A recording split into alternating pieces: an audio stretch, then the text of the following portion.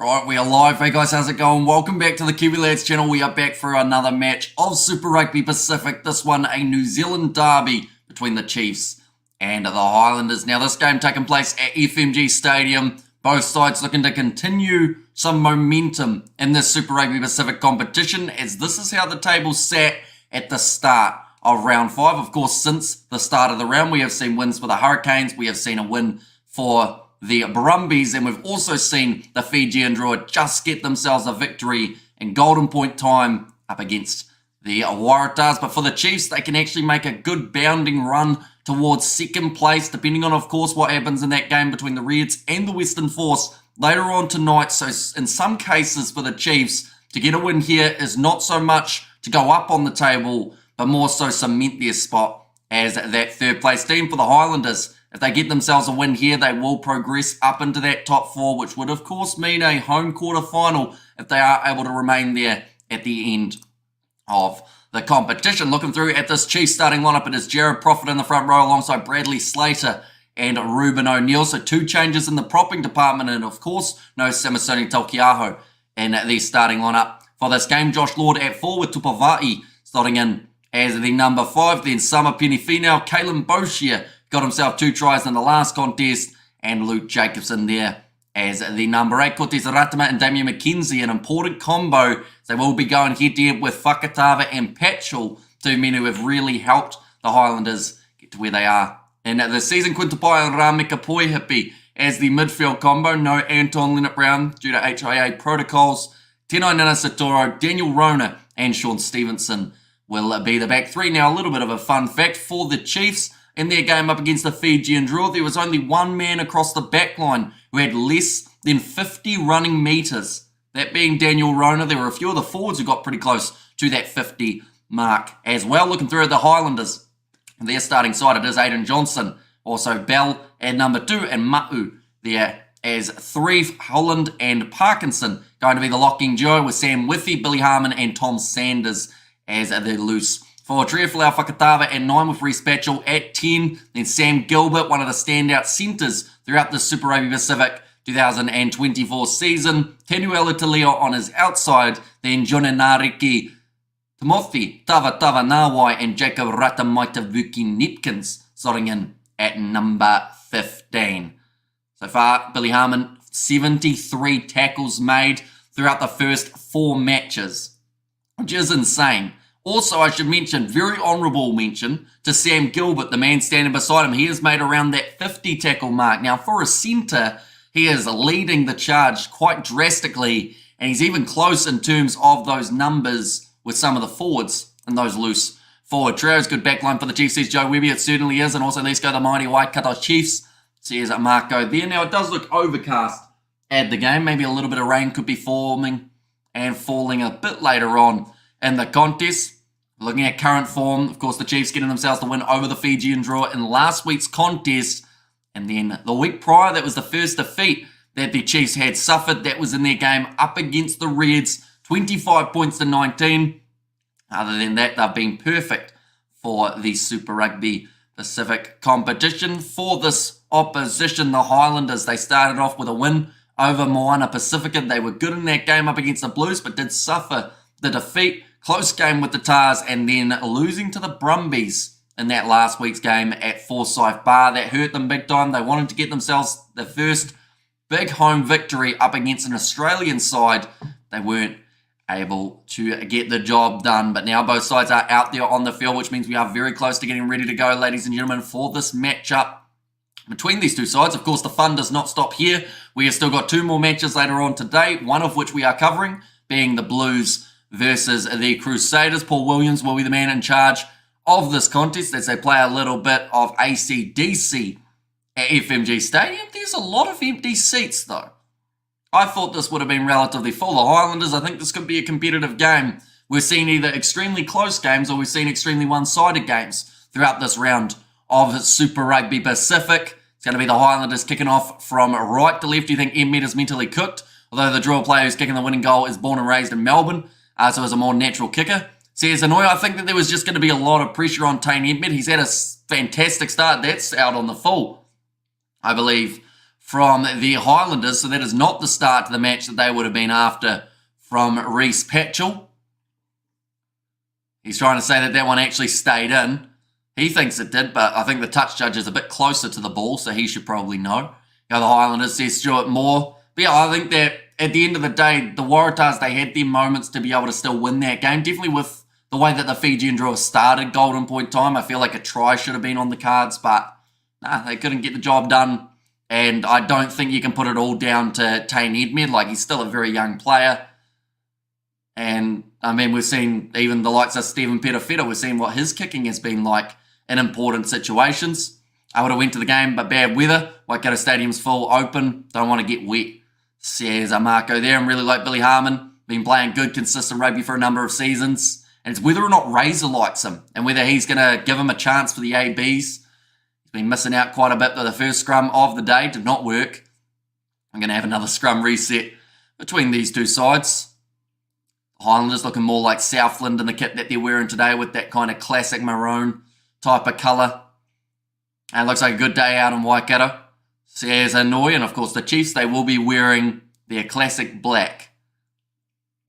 I'm still confused at why the Rebels and the Hurricanes both had to wear their away kits for their contest when they went head-to-head. It makes perfect sense if they both wore the home kits. I can understand why these two sides can't, seeing as it is kind of that dark blue and black. But there's a Ratama now to feed this ball in for the Chiefs.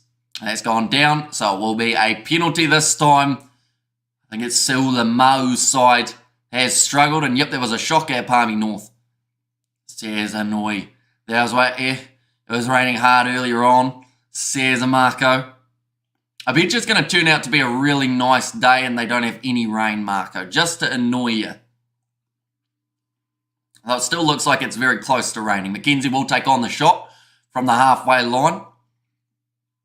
So we go there, let's go the Highlanders, says D-Funk. And yeah, it's a big game for the Landers. Going to Waikato, this is the type of game that can start building momentum for them as their season progresses. Just as a quick look while McKenzie's lining up this one, the Chiefs, their next game next week will be up against the Crusaders. Then they've got Moana Pacifica, the Hurricanes, a week off, and then they go on to the Tars and also the Western Force. Then their opposition in this one, the Highlanders, they've got the Hurricanes next week. So once again, two New Zealand derbies taking place back-to-back. And they've got the Rebels and the Reds. But they have got that rest week coming after that game up against the Hurricanes, followed by the Force and Moana Pacifica. But McKenzie now to line up this kick from 50 metres out on the dot. Doesn't look like it's got the distance. It's going to drop short. It's gone between the posts. But of course, this is not football, so it's a no goal for Damien McKenzie. And he does not look happy about it one bit. Maybe he didn't smile hard enough. Kilts in the milking shed and 3 from 3 for home games so far, unlike last weekend. Says Joe Webby. And how did a fast Southern D-Mac end up in Waikato? Says annoying. That's kicked out on the full by Reece Patchell on the 22. The bloke doesn't know where the sideline is. They haven't moved them compared to the last game that he played, although he didn't play in that last contest, I guess, up against the Brumbies, so maybe he's forgotten where the sideline is. And yes, Hamish, because now I'm regretting not going, damn it. I'm one of those, once I make the decision, I stick with it. I don't like to change things, you know what I'm saying? Says Marco. Yeah, I know what you're saying, Marco. Do you think they give you a discount if you go for half-time rather than, like, the full game? And looking at the forecast, if it doesn't rain in the first half, we should be all clear for the second. Says D-Funk. And Batchel no good, says Annoy. And that's a big problem for the Highlanders because he has been one of the key performers for them throughout the early rounds. How much ticket cost, Marco? Says Hanoi. Now the ball is going to be fed into the scrum. Chiefs on the 22.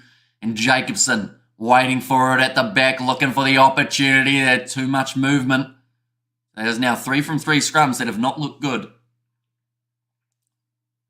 And take Reece Patchell out on the town tonight. He'll 100% get chlamydia, says Marco. Like him specifically, or just like is it like why him? Is he Welsh? And same price as first half. Even the game on last 20 minutes. Says yikes. See, something that I like about the cricket in terms of test match cricket is normally the last day of the test is free, or at least the last sessions of the test match is free, to try and get more people in the door. Hello, Seasonoi. Now 22 metres out, the Chiefs. Already 5 minutes into this contest. Doesn't feel like 5 minutes, though. We haven't really seen too much action at all. Just a few scrums and a kick at the post from McKenzie. Now being told to use it. Jacobson going off to the right-hand side. Now McKenzie. Stevenson has got Daniel Rona with him. Oh, he's close to getting that down, and I believe it's good for Daniel Rona, the man who had the least running meters out of all the backs in the last contest up against the Fiji Drua, has now struck first for the Chiefs in this match. That is his second of the season. But those early mistakes from Patchell are starting to become costly. It's given possession all to the Chiefs. Cheap ones where you sit on the grass are like $15 to $20, and seats are approximately $25 to $35 depending on where you sit. So here's a Marco there as well, but Sean Stevenson sold the dummy. Nariki got drawn in, and yeah, good finish from Daniel Rona. I think he kept that other arm in the field of play, which of course is very ideal. He dove like Xavier Coates for the Storm. No, Xavier Coates for the Storm, he denied gravity. Whereas that one, that was a good finish, don't get me wrong, but Xavier Coates leapt from like 4 metres out from the line and somehow still scored it. I feel like there was a bit of a difference. Can't you just jump over the fence? Not really. There's some high fences. By the time you try and climb one, someone will be like, why is that guy climbing the fence? I assume he doesn't have a ticket. And then they'll shake the fence, make you fall down. Now Damien McKenzie to line up this kick. 7 minutes into the contest, and the Chiefs, everyone is dead silent at the moment. From the touchline, and the kick is good from Damien McKenzie. The cowbells are ringing, and the early lead goes the way of the Chiefs. Now, all I'll say is the Waratahs were up by 10, and look how that turned out. So, you can never underestimate the ability of the opposition in terms of their chance of coming back into a contest. You have to keep your eyes on the prize. And that is what we will see here from the Chiefs. They want to be clinical. They were good up against the Fiji Drua, but we've got to remember they did only receive the 4 points from that game rather than the 5. They allowed the Drua to score too many late tries that got them back into the contest. I always love the underdogs. Hi there, Kiwi lads. Says it's Spider Mick.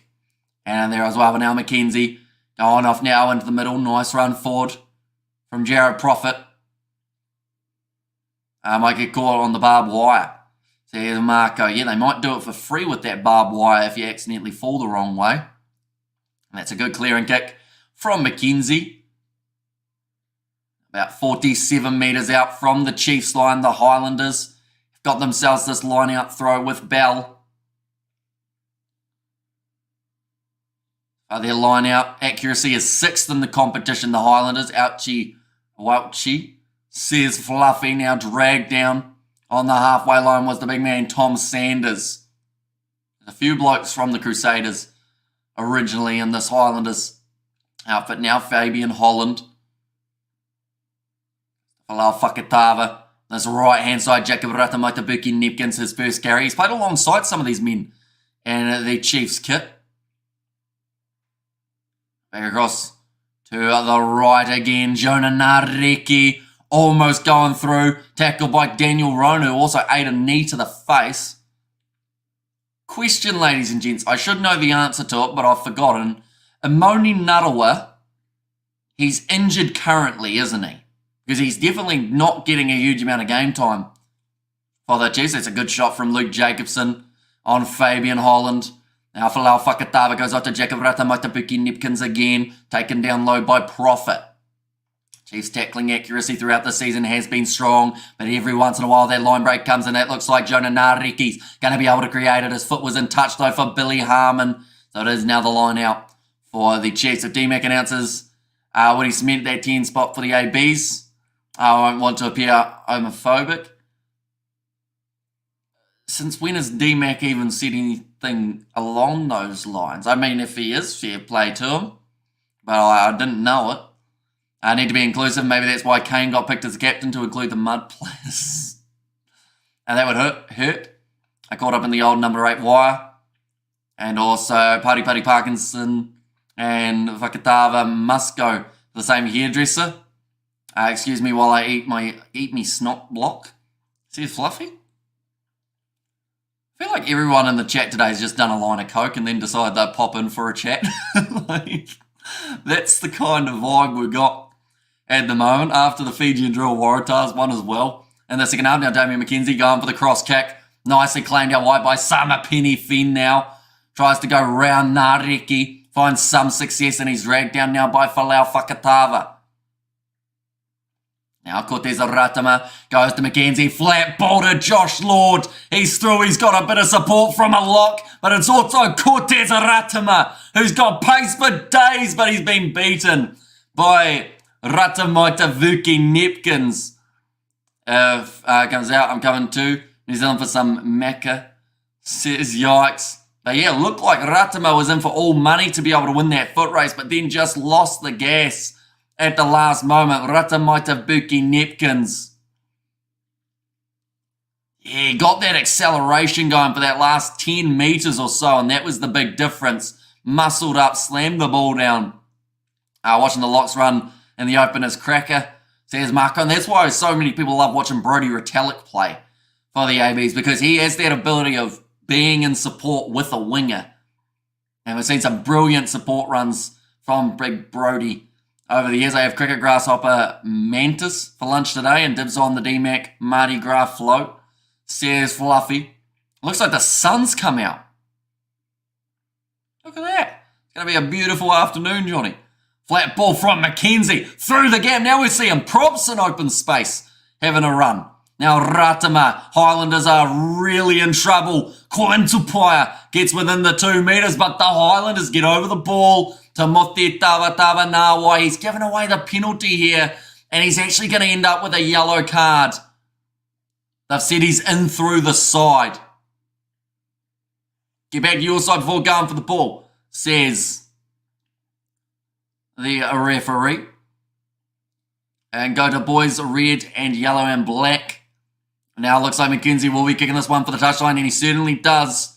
Joining ruck incorrectly against Tavatava Nawai, but big run forward from the forwards. Like, they have been everywhere at the moment. That time it was, I believe, Ruben O'Neill.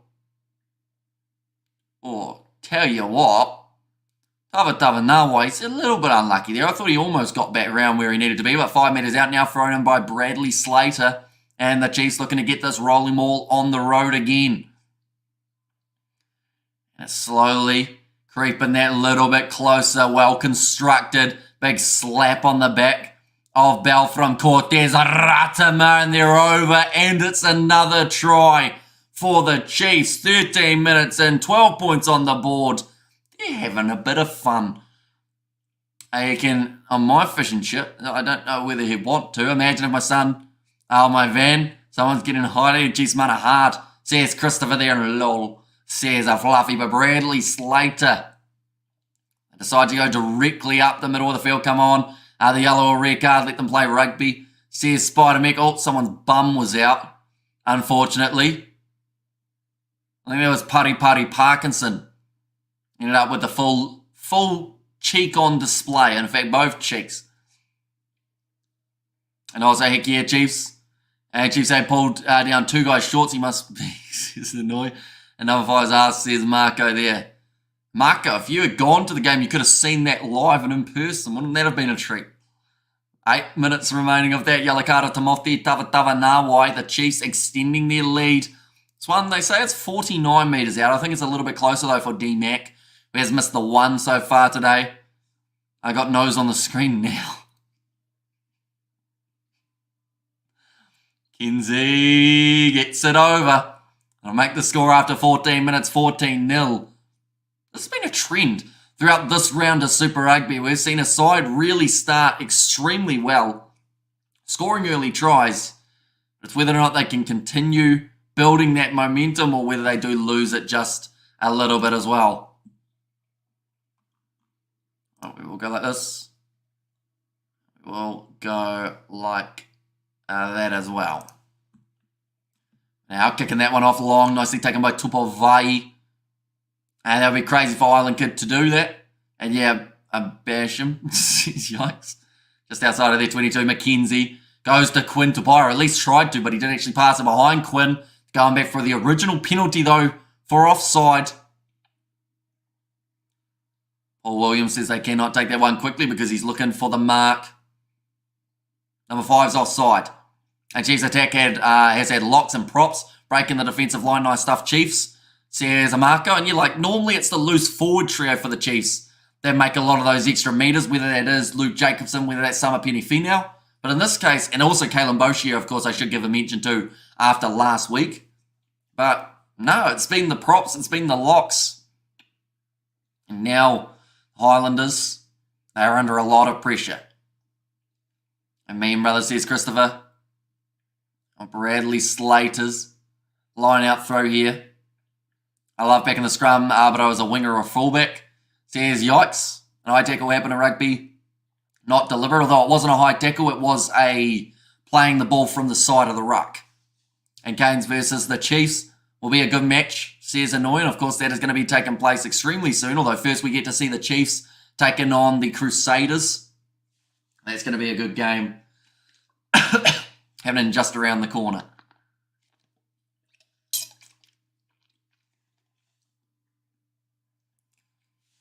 And also go the Chiefs, says Vinny. 14 points on the board already. And number 14 for the Highlanders is not out there. While waiting for his yellow card to disappear. Hi again, Hamish. Says Vinny, welcome in. And we should mention, ladies and gentlemen, the fun is not over yet.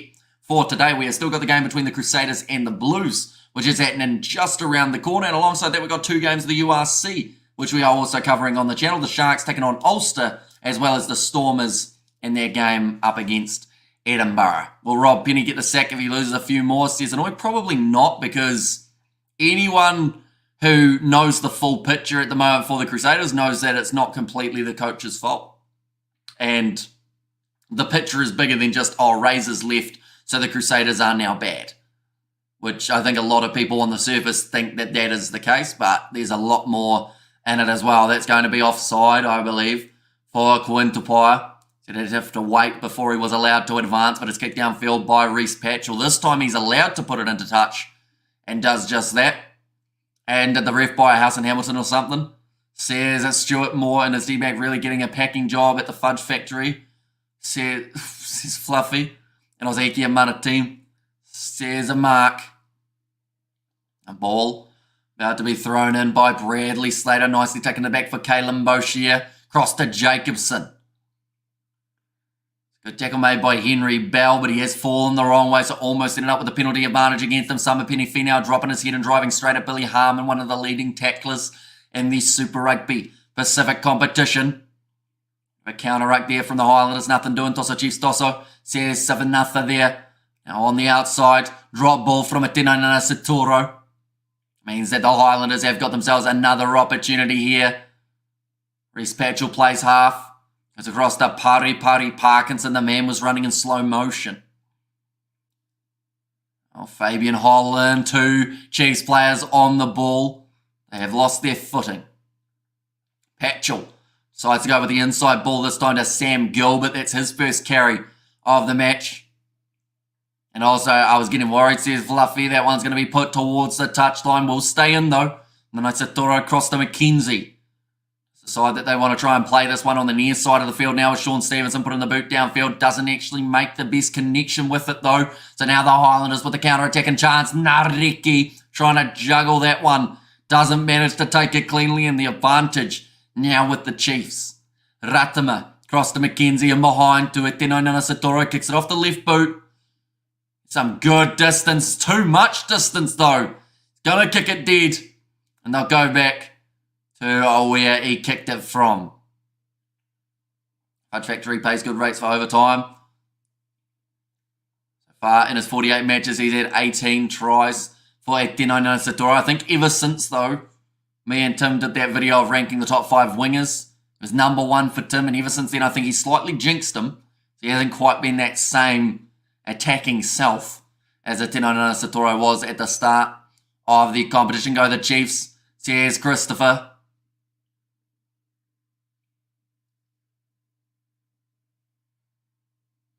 They're just talking about the fact that the Chiefs team are very loud on defence in terms of making sure that they get into position, that they shut down the opposition in front of them.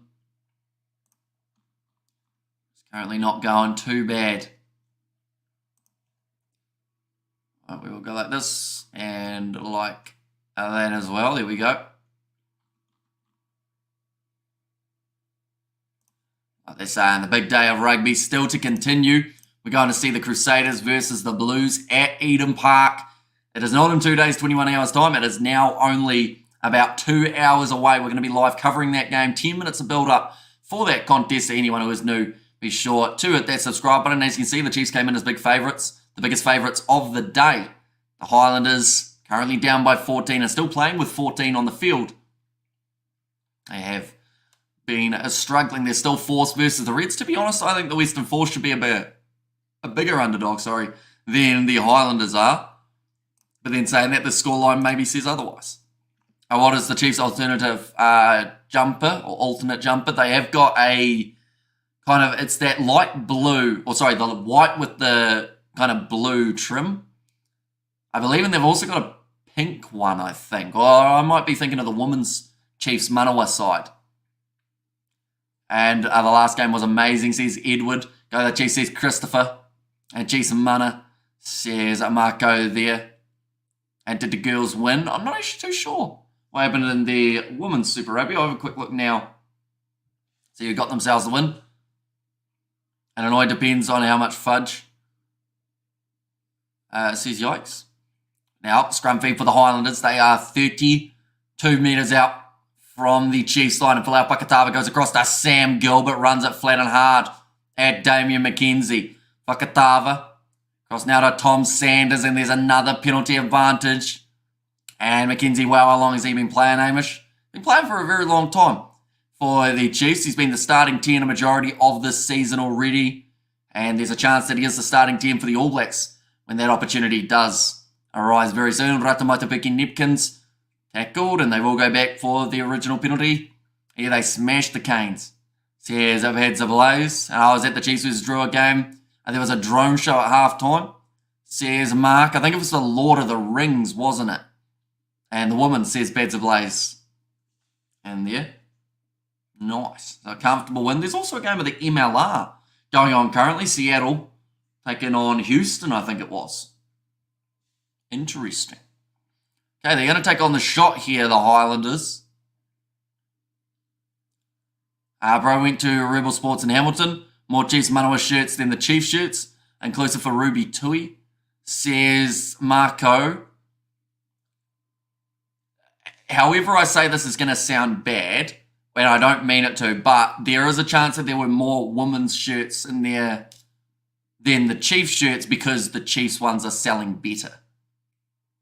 Like, not in a bad way, just in terms of, I guess, popularity. A lot more people would be buying the Chiefs shirt for Super Rugby Pacific rather than Aupiki for Chiefs Manawa. That kick from Gilbert, he's missed it. It's not ideal for him as he is normally pretty accurate in the way he's able to play. I'm neutral on this game. Hopefully the ref doesn't get injured. Says yikes. McKenzie way back. As they kick this ball and it goes into touch about 15 metres out from their line now. He's holding his butt cheek, Damien McKenzie, and not for the same reason as some people were saying in the chat earlier on. Oh, yeah, I think he's had a bit of a buttock stretch. Might be the hamstring. You know, he doesn't like that, Damien McKenzie. Well, he's going to be all right to be able to continue. Putty Parkinson takes it nicely for the Highlanders now. On backwards, have been told to use it. Falau Fakatava across to Gilbert. Another great low tackle made by Cortez Aratama Tenuelu Talia. Got that classic old school mullet looking like he's in the NRL. And a lot of scoring, 14-0 in the 15th minute. Says Daniel, yeah, these two sides, they love, oh, that was a bit high from Josh, that they love scoring early points in a contest, and the Chiefs have been able to do that twice in a row here. Hey man, I was born in Welly, lower hut for life. And a cow's dunk to the side of the head meant acceptance. And Patchell hit Chiefs' head in the ruck. A good shot coming in. Billy Harmon driven sideways. Here comes Reese Patchell trying to step, but he's taken down by Daniel Rona. No advantage this time for Ruben O'Neill, not rolling away. Now the big question mark. Oh, tell you what. Palau Fakatava sold the dummy and got absolutely smashed by Cortez Aratame. He's got a smile on his face. And he knows that he maybe should have passed that ball, but he hung on to it. Paid the price. Want the Highlanders to win. So here's Edward. The last two penalties have been against the Chiefs. Sam Gilbert asking if they want to go for the corner to Billy Harmon. And look like a card says Annoy.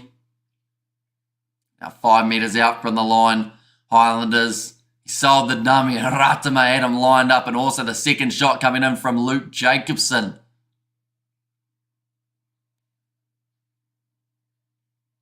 But they have got the extra man now. And I go from 15 minutes to 24 minutes. Sometimes the score does glitch a little bit in terms of the updating of the clock. But yeah, we're currently 24 minutes through at the moment in this contest. Now looking for this rolling ball here for the Highlanders. 10 metres out from the line. Pakatava told to use it. Gets it across to Sam Gilbert. Now Taniwelu Talea breaks through Quinto Paya's challenge. Why are they called the Highlanders Hammy? Because that's what they named them. Now 10 metres. Fakatava goes across to Jonah Nariki. Fabian Holland. Looking decent at the moment.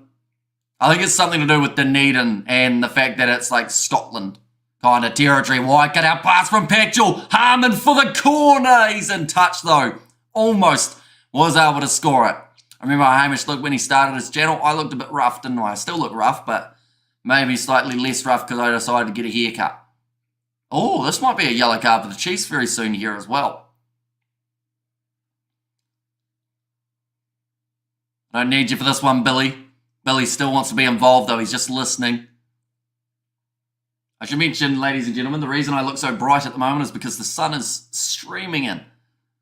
Looks very nice outside. It actually looks quite nice at FMG Stadium. At the moment, for the first 25 minutes of this contest, I will mention anyone who is new. Of course, be sure to leave a like and subscribe to the channel. Hamish, your scoreboard is upside down. Are you sure you're not sitting upside down, yikes? Like, you know how some people sit on their couch with their head dangling down? Maybe that's what's happened there. Josh Lord gets the turnover and the breakdown for the Chiefs. Now they'll go back for the original scrum feed in favour of the Chiefs. Struggling at the moment, though. Like I said, just an accidental pop of the ball, and now you have matured. Good one, says Vinny. Yep, I was sorry, brother. Says, it's just all good. Sometimes I forget what way up I am in terms of upside down or right way up. And Luke Jacobson used to love drinking, was a bit of a pisshead when he was playing club footy. I wonder if he's still like that, says Marco. Not sure. Maybe. I mean, it's one of those ones that he probably enjoys a beverage or two. A lot of these boys probably would. 58% possession in favour of the Highlanders and 68% territory, but you wouldn't think it when you look at the current statistics and look at the scoreboard as well. 14-0 at the moment for the Chiefs. Now, Cortez Aratama. Yeah, you have matured, Hammy. Says yikes. The thing is, though, I still feel like I'm quite immature. Which, I mean, it's not a bad thing. Like, I forgot how old I was today. I got asked at prize giving. Someone was like, how old are you at the moment? Because they were working out whether or not I should play the next grade up for next season. And I was like, 23. And I was like, is that right? And then, no, I'm 24. I had to ask my mum how old I was. So I was lucky she was there, or else I would have told them the wrong number. But I don't know whether they thought I was younger or older. I think they thought I was younger. Now that's going to be kicked into touch by Damian McKenzie. He's disappointed about it, old McKenzie. Frustrated, and nah, you're mature, man, says Edward. Depends on the subject. I feel like in some regards, maybe a little bit, but in most things, I'm like, I'm too relaxed in a lot of departments. That's going to be overthrown. Nicely claimed by Kalen Boshi, I think. Maybe there was a tackle being made a little bit early from Billy Harmon. And Hamish says Vinny there. And like a blue vein cheese. Ooh. Never tried blue cheese. Don't think I ever would either.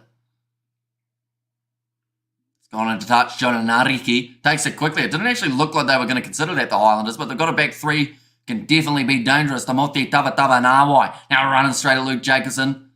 Has managed to finish the tackle. Patchell, I should say, rather than Priestland. And years ago, approx 2016-17, someone stole rugby club's hangi. They prepared early, and Luke Jacobson gave the guy a hiding, says Marco. Are you the same age as me, Hammy? I'm not quite there yet, 24.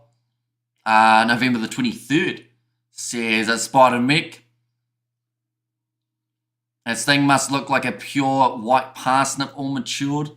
Says yikes. Meanwhile, this game compared to the Waratahs versus the Drua, it's been fast paced, but there have been a lot of little errors that have caused both sides from creating line breaks, and that could also be down to the defence. Both sides really honing in on making sure that they don't make those errors early on. I mean, the Highlanders, they did make 2 errors early on, and it cost them. That gives us a look, says Marco. Well, I mean, you almost saw Putty Parkinson's parsnip when he got his pants pulled down earlier. But luckily for him, it got stuck. 30 minutes in. 14-0 for the Chiefs. They had 2 tries after 13 minutes. This game is a bit of a stalemate. Kotesa Ratama now feeds the ball in. It's a parsnip girth that matters, says Fluffy. Nicely done. It's probably a terrible time to tell you that George absolutely loves parsnips. Roasted parsnips, that is. Like, when it's Christmas, the bloke will only talk about parsnips. And if there's some there, he'll eat like 50.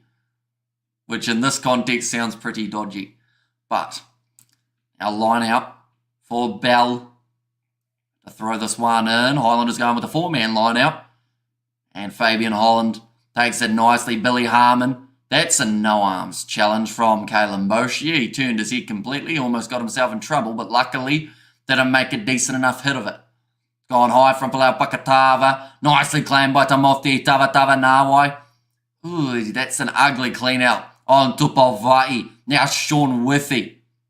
G. Hamish, George is a parsnip. I haven't seen George in ages. He's been about, like, the Kiwi Lads Entertainment is a good place to find him.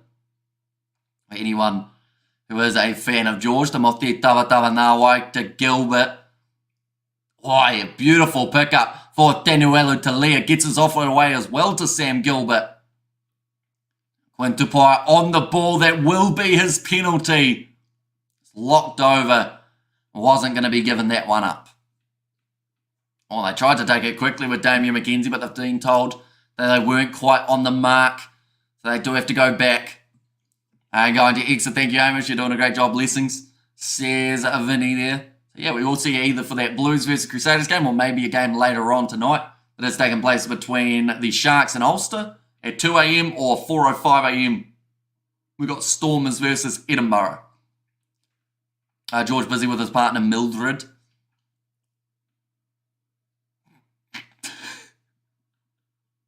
I'm not going to read that out, yikes, but you did get me a bit there. And George, no, I read that one. And also George the Parsnip Pirate. Yeah, he loves it. Like, if you told, well, to be fair, he loves a good steak too. But if you were to tell him, do you want a, like, rough steak or a good parsnip, he'd probably take the parsnip. Another turnover for the Highlanders in the maul, or in the breakdown, I should say. Now offload up from Patchell. Here's away to Nareki, who is showing some good acceleration. He is dragged down by Bradley Slater. Party Parkinson flicks it out the back door for Falau Fakatava. Tanuelu Talia breaks through one. He looks like he should be playing for the Canberra Raiders. Oh, Tanuelu Talia. He just looks like one of their blokes. I can't remember who it is. Probably, actually, Tino Fasul Malaawi is who he looks like. And that sounds like I just made up that name, but that's actually a real player in the NRL, ladies and gentlemen. Sam Gilbert now. Moving forward a little bit more with Sam Gilbert. 6 phases back to back. George still in trouble with the girls at the drive-thru, Hamish, says Mr. Holland. Not that I know of. We haven't actually been to a drive-through in ages. I think he's been eating a lot healthier as of lately. That's going to be another penalty for the Highlanders. They yet to get a point on the board. They've had a couple of attempts, including one kick from Sam Gilbert. That went wrong. I think they're going wrong. That is extremely bright that way. Goes aside, who turns down a stake for White. Supremacist Carrot says, yikes. It would depend on the day, though. Like, if George had an option of any fruit or vegetable, he'd pick a parsnip. You know, he's very fond of them. Looks like now Patchell will kick this one towards the touchline. He's made sure it's gone out as well. Didn't get a huge amount of distance on it. It'll be about 12 metres out from the try line. Just playing it quite safe at the moment, the Highlanders. They don't want one of those little things going against them in this game. Oh, we'll go like this. Ooh, they lost another wicket.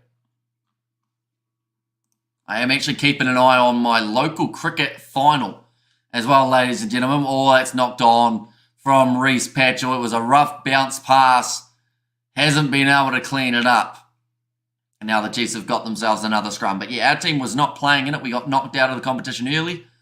Thought I'd have a quick look, see how they are getting on. We have cricket prize giving today as well. Like I mentioned, that is why we were slightly late for the Fiji Drua versus Waratahs stream, but I'm glad that we got here in time to be able to cover that game in its entirety, including golden point time. That is now 2 times in this comp that we have seen a game go to a golden point. I'll be honest, I thought the Chiefs would be ahead by a little bit more at this point, definitely with the start that they had, but the Highlanders, even with the errors, have been able to stop the Chiefs from scoring again. Will be massively beneficial for them. Ball's fed in. Cortez Ratama now looking to search for that ball. He's been told to use it. We'll go off to the right-hand side where McKenzie was waiting. His butt cheek seems to have recovered. And that is a brilliant kick from Damian McKenzie. Close to the touchline. It's going to keep rolling, though. This is very unfair.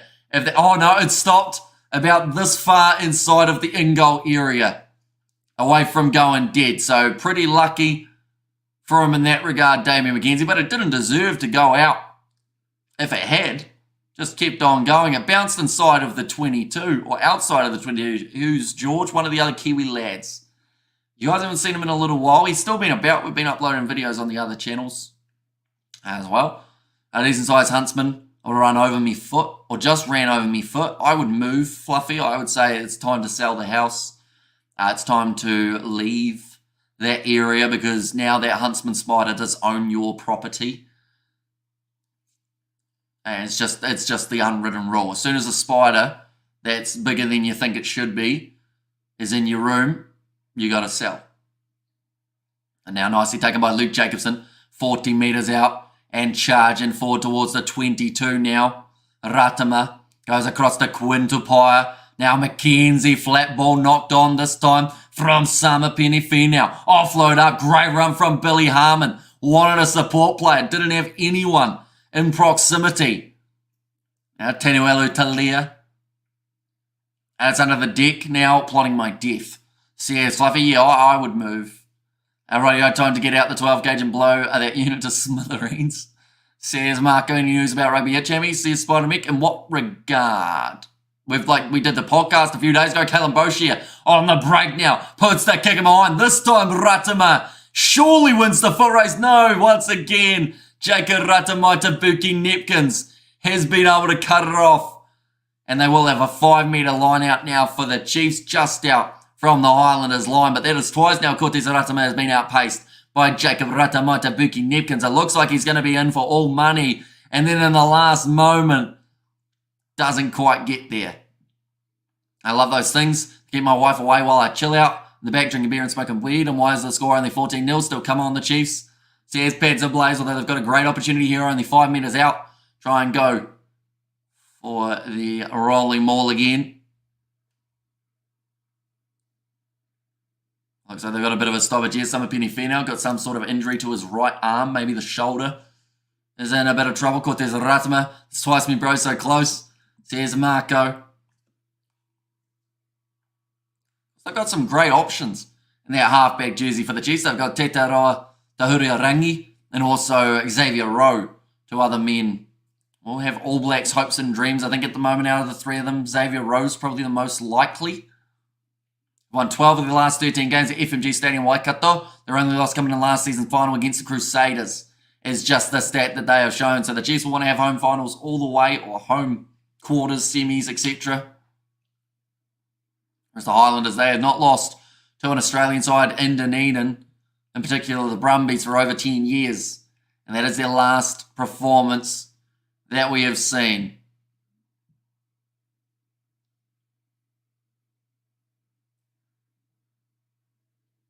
So it's still just a bit more attention coming. In fact, I don't think there's any medical attention happening at the moment. I think it's just the drinks man is down on a knee, just having a chat with the team. I don't know if the Highlanders have a player down as well, perhaps.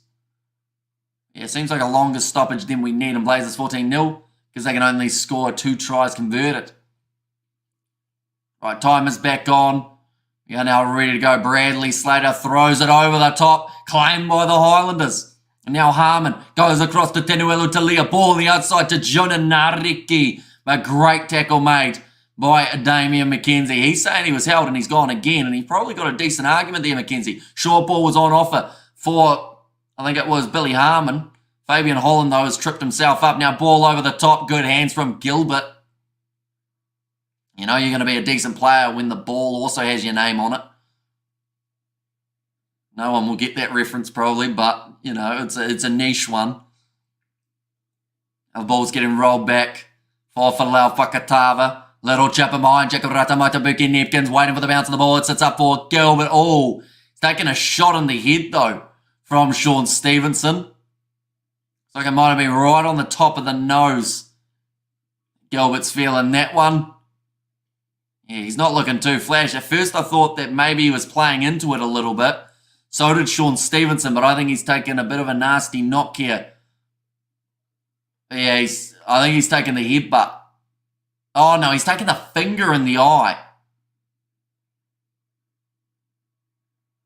Yeah, so that's what's caused Sam Gilbert to stay down, was a finger in the eyeball. And most people do stay down to a finger in the eyeball. And it's a fine attempt, Hamish. Room for improvement. It wasn't bad, was it? Like, you know, maybe I needed to make it more specific to the current scenario, but yeah, we'll keep trying. One day a joke will land, won't it? Maybe. Currently a minute remaining here at FMG Stadium at the moment. I hear this playing a bit of Frozen. We actually, well, I should say, well, I mentioned we, but prefects at our school actually did a guess the movie for Frozen. I had to do the cinematography side of things. Sitting through quite a bit of footage of your friends wearing wigs is a bit of a weird time to spend editing. I stand up to a finger in the... Well, most people would. That's why Hopewadi thought that he was so sneaky. Oh, Tenuelu Talia hits Quintopai in the head there, so they are actually checking that clean out. I see there that Daniel Rona was holding him down on the ground afterwards because he wasn't happy. That kind of challenge is the type of thing that will get Tenuelu Talia into the NRL. I'll freeze the time memory and put 5 points on the Landers to make the board look good. Really? Sorry, I couldn't do it. Thanks, cheating. Oh, that's cheating, says Spider Mick. Oh, it's met the yellow card threshold. So, Tenuelu Talia. Yeah. That wasn't great. Quintopai taking the knock on the head, which is why Daniel Rona retaliated.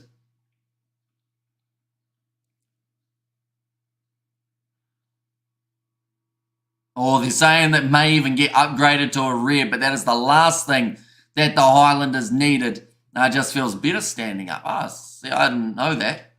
Who's George? One of the other Kiwi lads. He's been on some streams before.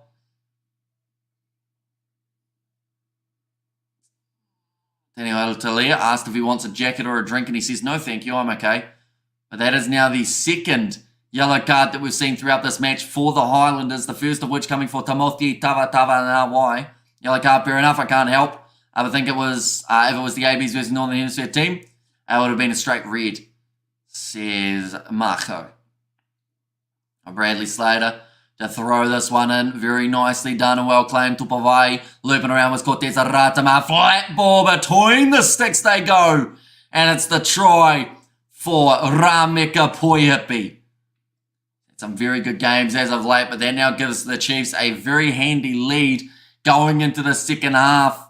Got 35 seconds. They want to rush it. They could even get one more play in, but I believe more than likely Mackenzie will use up the rest of the time in this half. They'll go into the second 21-0 up. A good flat ball to Rameka Poihipi. And they'll just look like they're on that next level to the Highlanders in this game. I'm hoping the Blues versus Crusaders game is a little bit closer than this one, that is for sure. But Highlanders showing exactly why they were $4.50 underdogs. There is the halftime siren now sounding. Mackenzie does put this one over, and that will make the score now 21-0 after 40 minutes of action. They scored 2 early tries, then there was a patch in the middle where they couldn't really get too many tries going. But 21-0, certainly a score that they will be pretty happy with. Ooh. Now, no one actually knows what I'll be talking about here, but I mentioned about my cricket final earlier on, the one that my team is not in. At the moment, for anyone who likes a bit of cricket, the first team got bowled out for 209. The opposing team, who are currently batting, are 104 for 3 after 20 overs. So they're exactly halfway, but they've only lost the 3 wickets.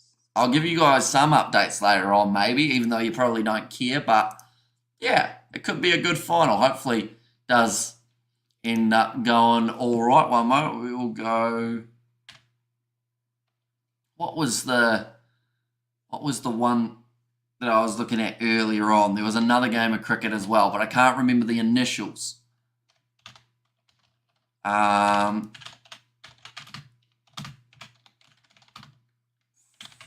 we go. We'll see whether or not it comes up. Oh, it did. There we go. Click on that. Get that going as well. And there we go. We go like that. Perfect. We got cricket. We got rugby. We got ads at the moment. KFC. Says Annoy. I'm going to eat dinner, bro. I'll be back. And Highlanders going to win this game. Says yikes. Tell you what, they're going to have to make a big comeback because it's New Zealand cricket. The tailenders will get tons. Says yikes. Yeah. That's the thing. Sometimes, you know, the tail does actually wag a little bit more than the top order. Looking through at the tail for these two sides, though, in terms of rugby chat, the benches, they're going to be so important. The Chiefs, they've got Tyrone Thompson, Aidan Ross, and George Dyer. Natua Koi alongside Satiti there as their number 20. Xavier Rowe, Joshuani, and Moni Narawa as there at number 23. Then for the Highlanders, Taylor, Leonard Brown, and Jermaine Ainsley, Haig, and Broughton. Then James Ascott, also Faliafunga, and Connor Garden Basham. Now, fun fact, James Ascott, I used to actually play cricket against him way back in the day. He used to have the nickname Whiskey. I don't know whether or not that is still his nickname, but there's a little bit of inside knowledge that probably doesn't really matter. But Connor Garden Basham, I'm looking forward to seeing him off the bench. He was one of the standout players only a couple of seasons ago in Super Rugby, then ended up getting injured, which left him out pretty much for the whole of the next season. But see what he can do. And this one, looking through at the Highlanders for their next games, they have got their one up against the Hurricanes, taking place next weekend. Now, that is actually 7 days away, rather than being the 9. Then they've got a rest week. They've got the Rebels versus Highlanders game taking place on the Saturday. And also alongside that, one moment, we're going to do a quick wee Google. 27th of August. That's April. 27th of April, ladies and gents. We'll see whether or not there are other games on that same day. Maybe I can try and make a trip down and watch that one live.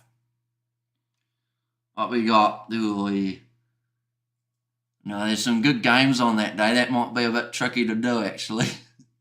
They got the Brumbies taking on the Hurricanes and Fiji versus Moana Pacifica also on that day.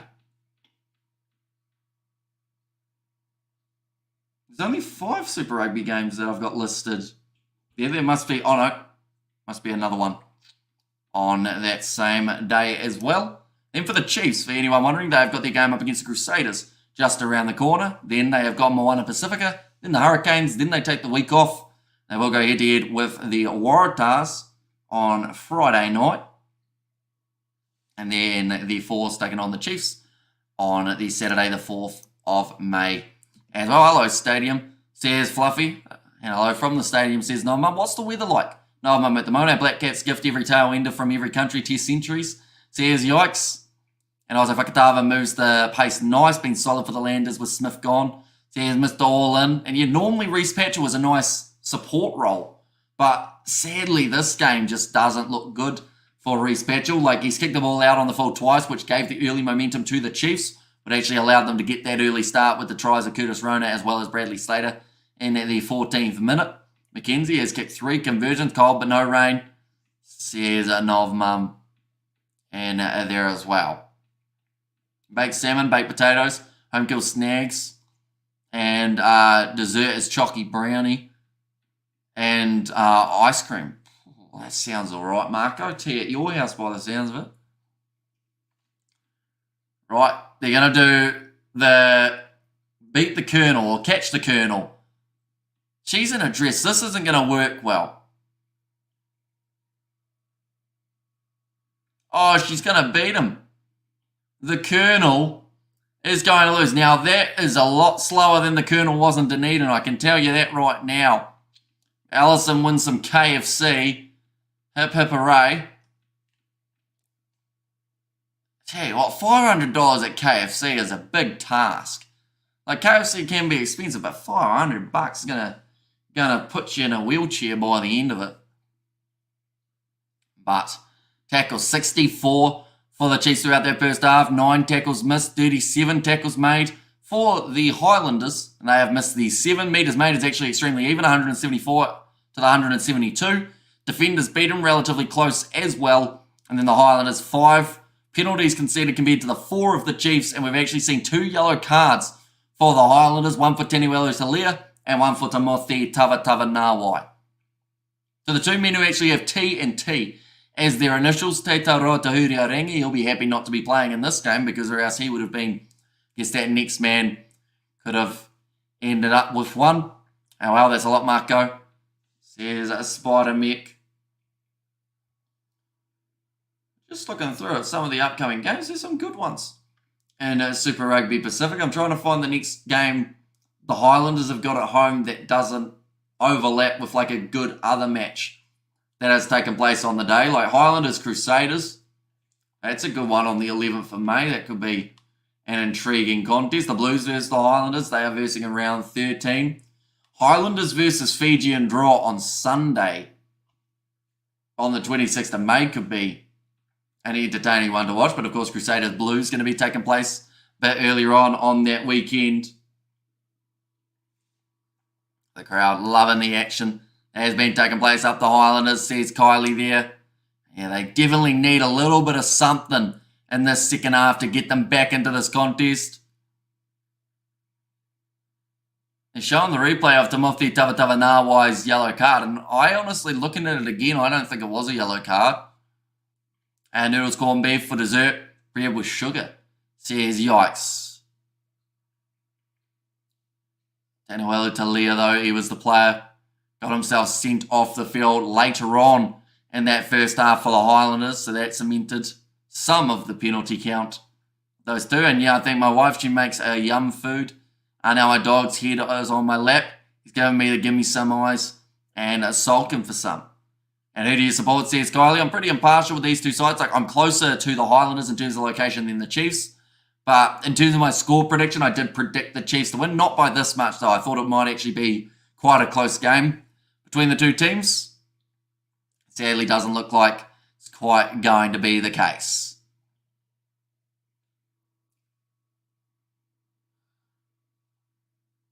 Just advertising neon at the moment here in New Zealand, which means we are not too far away from the second half.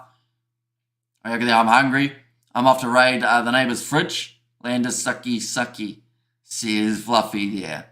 Yeah, I think that the Highlanders, they're definitely going to need a big start to the second half. And the problem is they have to try and do it with 14 men on the field. With Taniwelu Talia off, Means that those opportunities are starting to get a little bit more slim.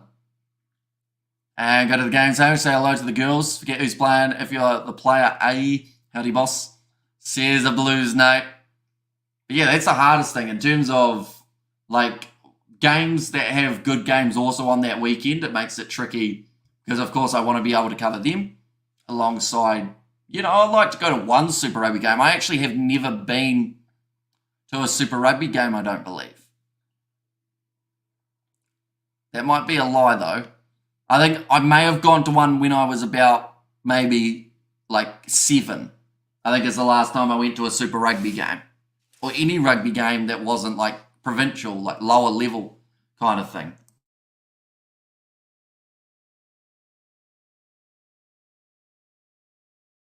I actually have a story about that game as well. Dan Carter tried to kick me a ball after full time because that was back in the day when they used to do like the kicking the balls into touch to do as like the merchandise type thing.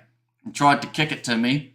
Sadly, it was just out in front, couldn't quite grab it, fell down the front of my seat. So all I had to do was reach down and get it, and then some bloke in front of me reached back, grabbed the ball and said, yep, that one's mine. I still think it was 2 cents rugby. I'm not sure though, but he did have glasses. But anyone who thinks that's serious, it wasn't, by the way. I mean, 2 cents, we've done a little bit of stuff in the past, hopefully more in the future as well. The last one I went to was the Rebels beating Otago last year, says Annoy. And, that's a little, my little dog jumps out and nibbles food and then runs back under the table. And a big dog hands around me waiting for the food. And I shouldn't feed him at the table, but he's too cute to say no. Says a Marco there as well. Second half, just around the corner from the start of this contest. Here comes the Highlanders. Says yikes.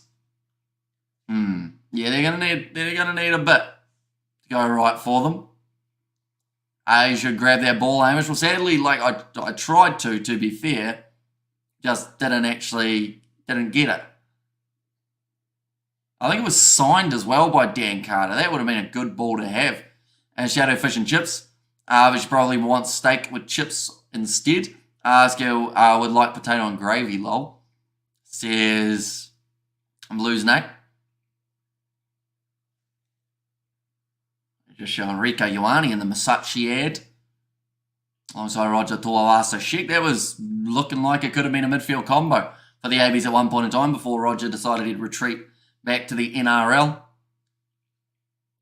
Second half nearly here for this matchup, ladies and gents. 3 converted tries down. The Chiefs find themselves ahead by. And I just don't know if I see this game changing that much. Like currently in terms of the betting odds, for anyone who does enjoy a little bit of like the odds side of things, we've got Highlanders are $41 underdogs. That's a large number. That's bigger than most numbers in terms of the odds that you can have. So $41 at halftime to come back to win this game is not easy for them to be able to do. But a couple quick tries early on, perhaps that changes a little bit for them in the near future. Oh, they lost another wicket, ladies and gentlemen, in terms of that game that I was going to be keeping you updated about. I think that it's going to be very tough to chase down now.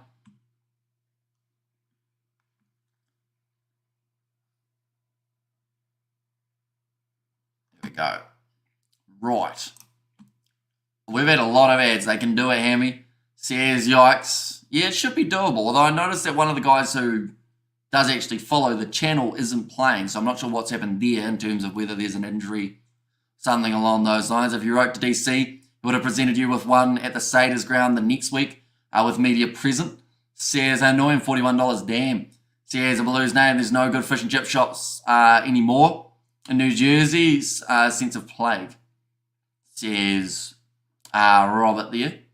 That's the thing, a good fish and chips is hard to come by because it depends on what you really like as well. Like some people like a real crispy fish.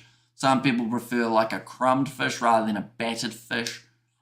But, some people like greasy. Some people like when it's not that greasy.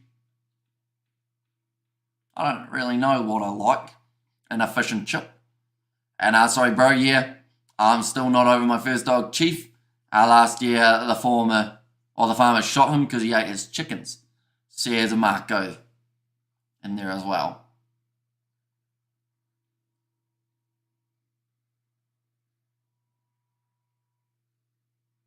Ross Filippo, the Chiefs, going to be in charge of that one.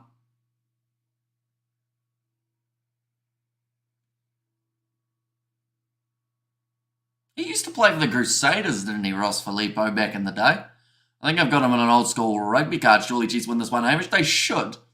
Like, with the way that they are sitting, if they did somehow lose this, it would be a massive, massive upset. But, nah, they should be all right. They should get the job done.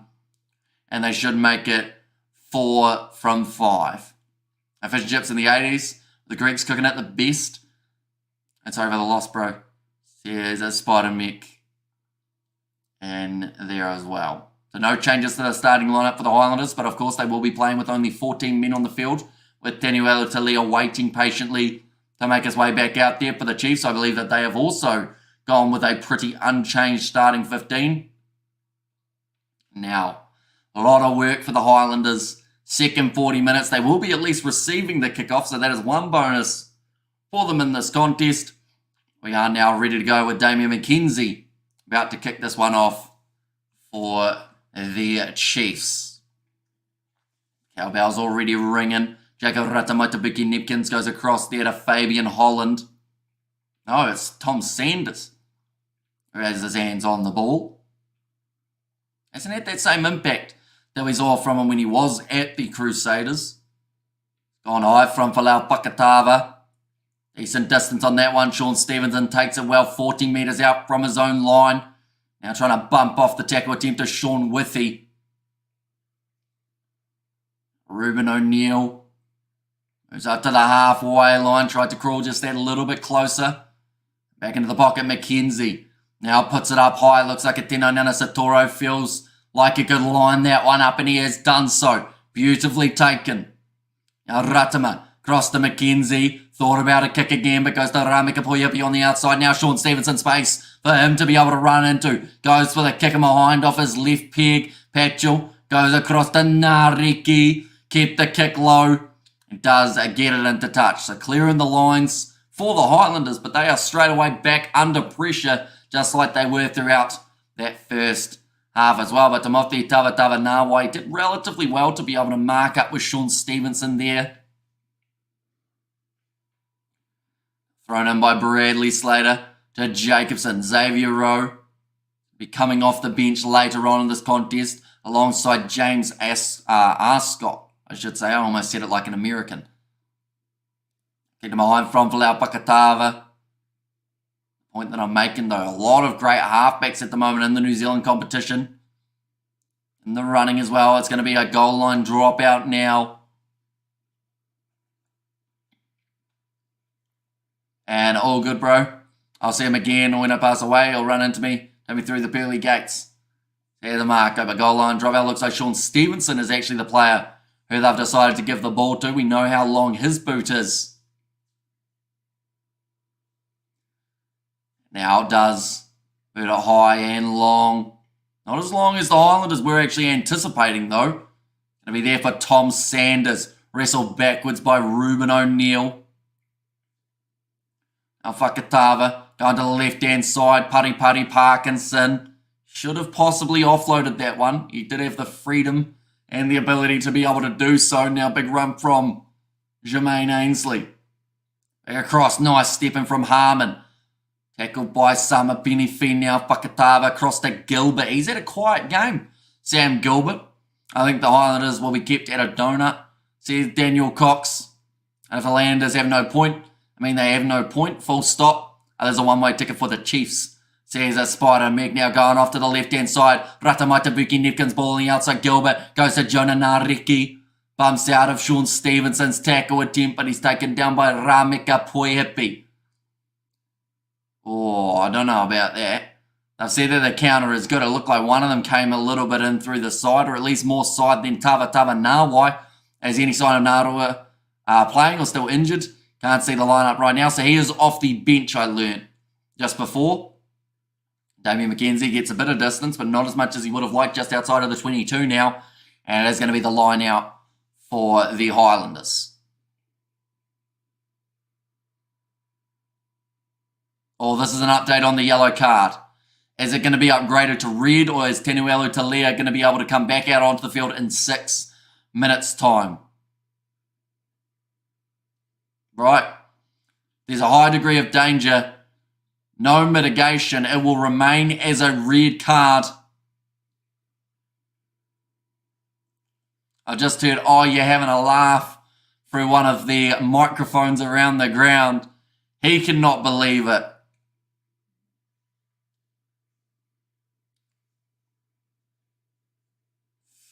Yeah, it's a good shot on the chin.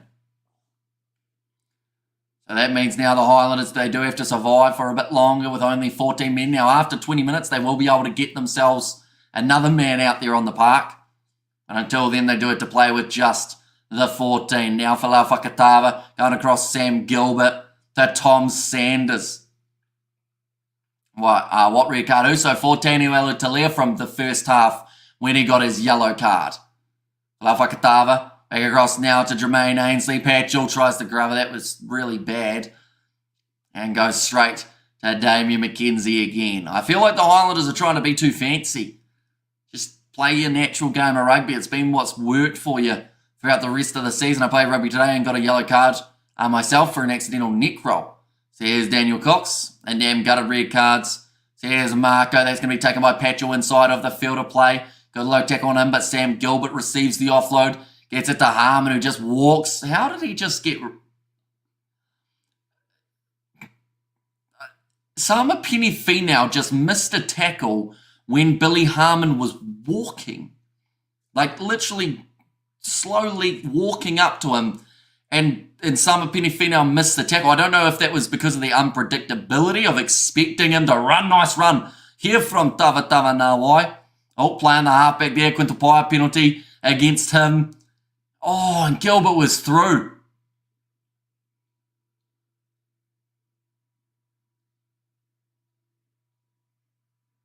May have been accidental, but you still took him off the ball. I think the Highlanders are asking why they weren't allowed to play on.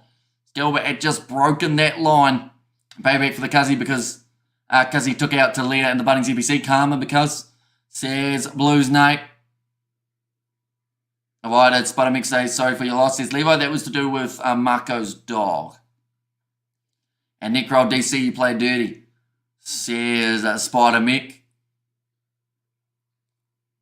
And I'd say, Daniel, you are an adult. You're not supposed to neck roll the wheelchair rugby kids.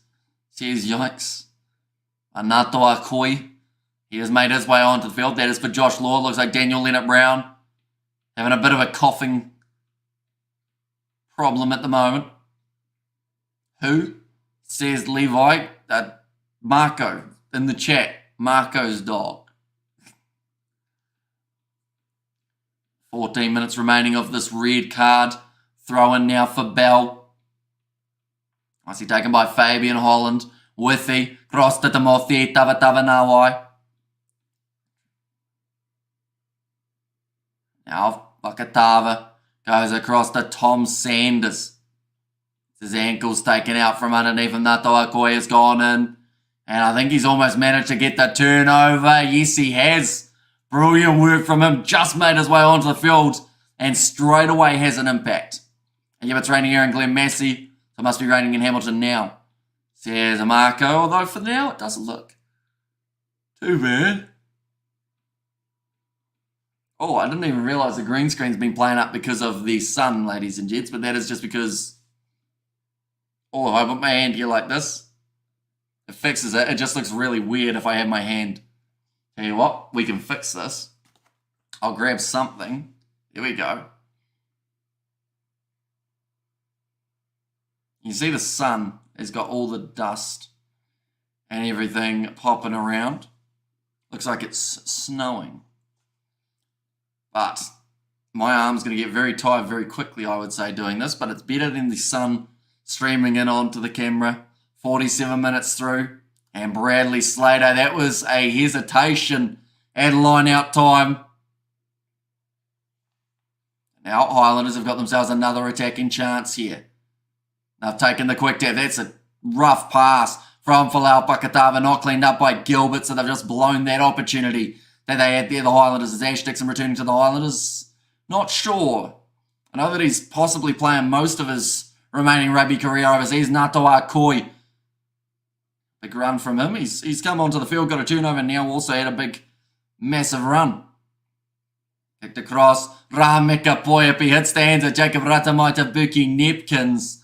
And now it's going to be the Chiefs' ball again. I need something that's like taller. Tell you what, we'll get strategic. Oh no, it's not tall enough. It needs to be about that much taller, about 6 inches. One moment, we're going to build a tower out of random stuff. Go like that and go like that. There we go. Bit of Kiwi ingenuity. I've got like a GoPro case with a tissue box on top and then something else on top of that. And it's working well. Samapini Finau, 22 metres out from line. Cortez Aratama goes across to Luke Jacobson. The Highlanders keep playing the way that they are here. They could lose this game by around 40 plus points. Sean Stevenson almost going through. Close to getting that turnover there for Lau Fakatava. Thought it was his for the taking. It's going to be another knock on though, Tower of Babalami. And the sun shining bright right now. F1 drivers burning up the rubber around Melbourne doing scribble on our roads. See the Blues now. Of course, Isaac's actually over watching the F1 in Melbourne.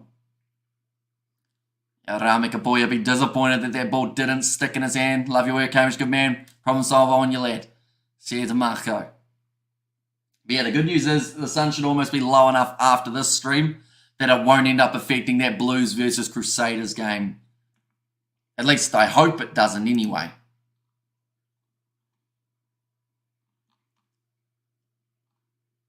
Ooh. Updating the cricket, I think that they're doing all right, the team chasing at the moment. Fun fact. Oh, that was my fault. There's Paul Williams.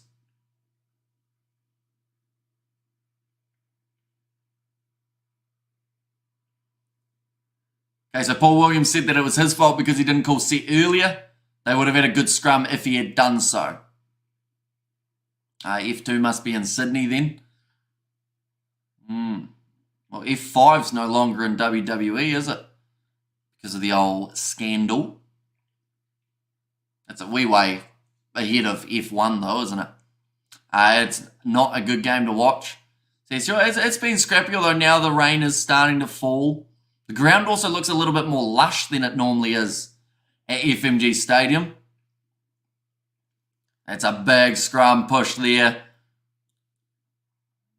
Fakatava now to the short side, bursts through and kicks it downfield. He's been pushed over by Samapini Finau late. Should really be a penalty to the Highlanders for that. Just playing the man without the ball, knocked on by Damien McKenzie. Referee doesn't care. And now Tupavai is going through. Was that not a clear knock on? Kalen Boshier is about to score, and he does, but do we not just see a knock on?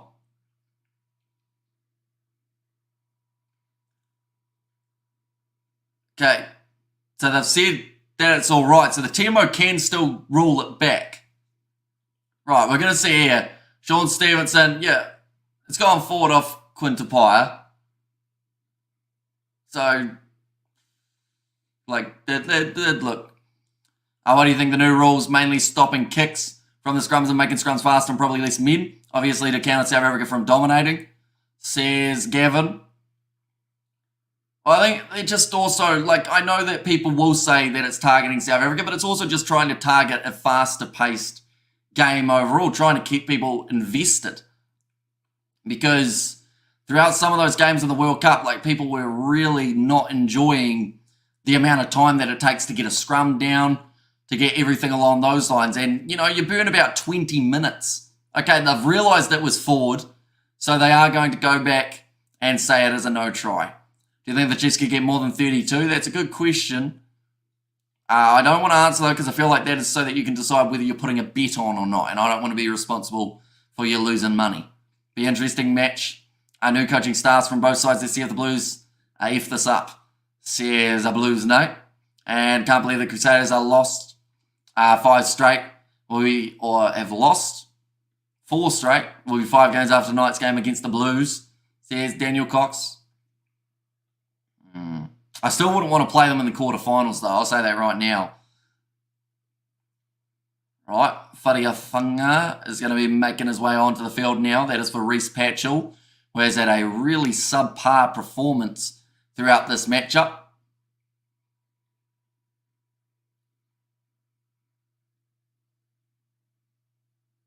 Now scrum feed. Well, the Highlanders. There's still plenty of time left on the clock. Of course, 8 minutes remaining.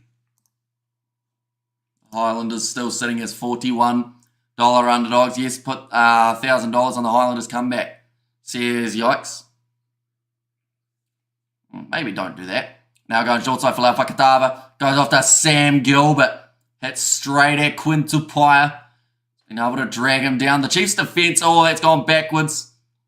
It's going to be dropped and the Chiefs are back in position. Just the little mistakes here from the Highlanders makes it a very tough one for them to get back into this contest. We put him behind. Ball available for the Highlanders again on the halfway line. Now another good tackle made. Oh, we're going to go like that. And like that as well. Alfakatava. Go high again. Downfield for Whariafunga. Gets it to Damian McKenzie. This looks like a counter-attacking chance here for the Chiefs. Putting it out wide. Rami Kapuiapi, in fact. Tavatava Nawai. He wanted to go for it, but of course the last time that he got in trouble, got a yellow card for it. They can speed up the game. But will kill what makes rugby great, physicality and power. May as well turn it into league. You can tell I'm not that happy at all. Love this game since 1973, says Gavin. But you will know back in 1973 and also all throughout the 80s and the 90s, scrums used to be literally 10 seconds, if that. And you look at some of those games of the Rugby World Cup and International Rugby, you have about 30 minutes of stoppages to deal with scrums. So they're only really playing, 50 or 60 minutes of the 80. And it's still taken about 2 hours to get through the game. So they have to do something to try and keep people invested. And yeah, like I mentioned, those old school scrums, it used to be put the ball in, get the ball out, and then the forwards would do their talking on the field. That is Cortez Ratima now breaking through, and they score themselves another try. They should stop the clocks for scrums, says Anoy. That is another way of doing it, but they also, if they're going to do that, they will have to definitely allow for 2 hours and a bit to be able to get through because they just don't get to play enough. Cortez Ratima scoring that try. That now makes the score 26-0. I only have IE on my blood. And he finally got his try after 2 close attempts. Changed the rules. Richie was 2 calls for their rules. And also, we have got there, what is your precipitation? Eden Park, Emmy, for the Blues game. What is the precipitation? I'm not actually sure. I assume it's going to be slightly wet. Underfoot, seeing as it's an evening game, you're going to have a bit of dew around to try and deal with. McKenzie lines up the kick. Has got that one over. Once again, it's going to leave the score sitting at 28 points to 0. They've just set a commanding lead, and a lead that doesn't look like it's really going anywhere at the moment. Extremely well throughout this game. And the next game, ladies and gentlemen, is kicking off in an hour's time is when we are going to be starting our live stream for that matchup. Looks like Jermaine Ainsley making his way onto the field for Saul Mau. I don't even think Mau started this game, though. It did actually look more like one of the other Highlanders looks. Hate to be at training on Monday for the Highlanders, says Stuart Moore. Yeah, the next game, it is around the corner. They'll be going head-to-head with the Hurricanes. So either you cannot afford to give this many opportunities or else it could be an even higher score the next week. Amoni Narua, he is back now from his injury, gets a chance up against the Highlanders facing a side that, he was alongside a couple of them in recent times. But the last game, like they mentioned for him internationally, was up against Argentina when he sustained that injury. The bottom 6 New Zealand Super team should have, or the bottom New Zealand Super Rugby team should have a relegation playoff with the top NPC team, says Hanoi. No. Sorry to shut it down straight away, but no, you can't. Because, like, when you think about it, for instance, let's say the Highlanders are the lowest ranked side, right? And they face the winners, which in a made-up world is Waikato. So Waikato beat the Highlanders, then what? Then Waikato joined the Bunnings joined Super Rugby. Half of their team plays for the Chiefs.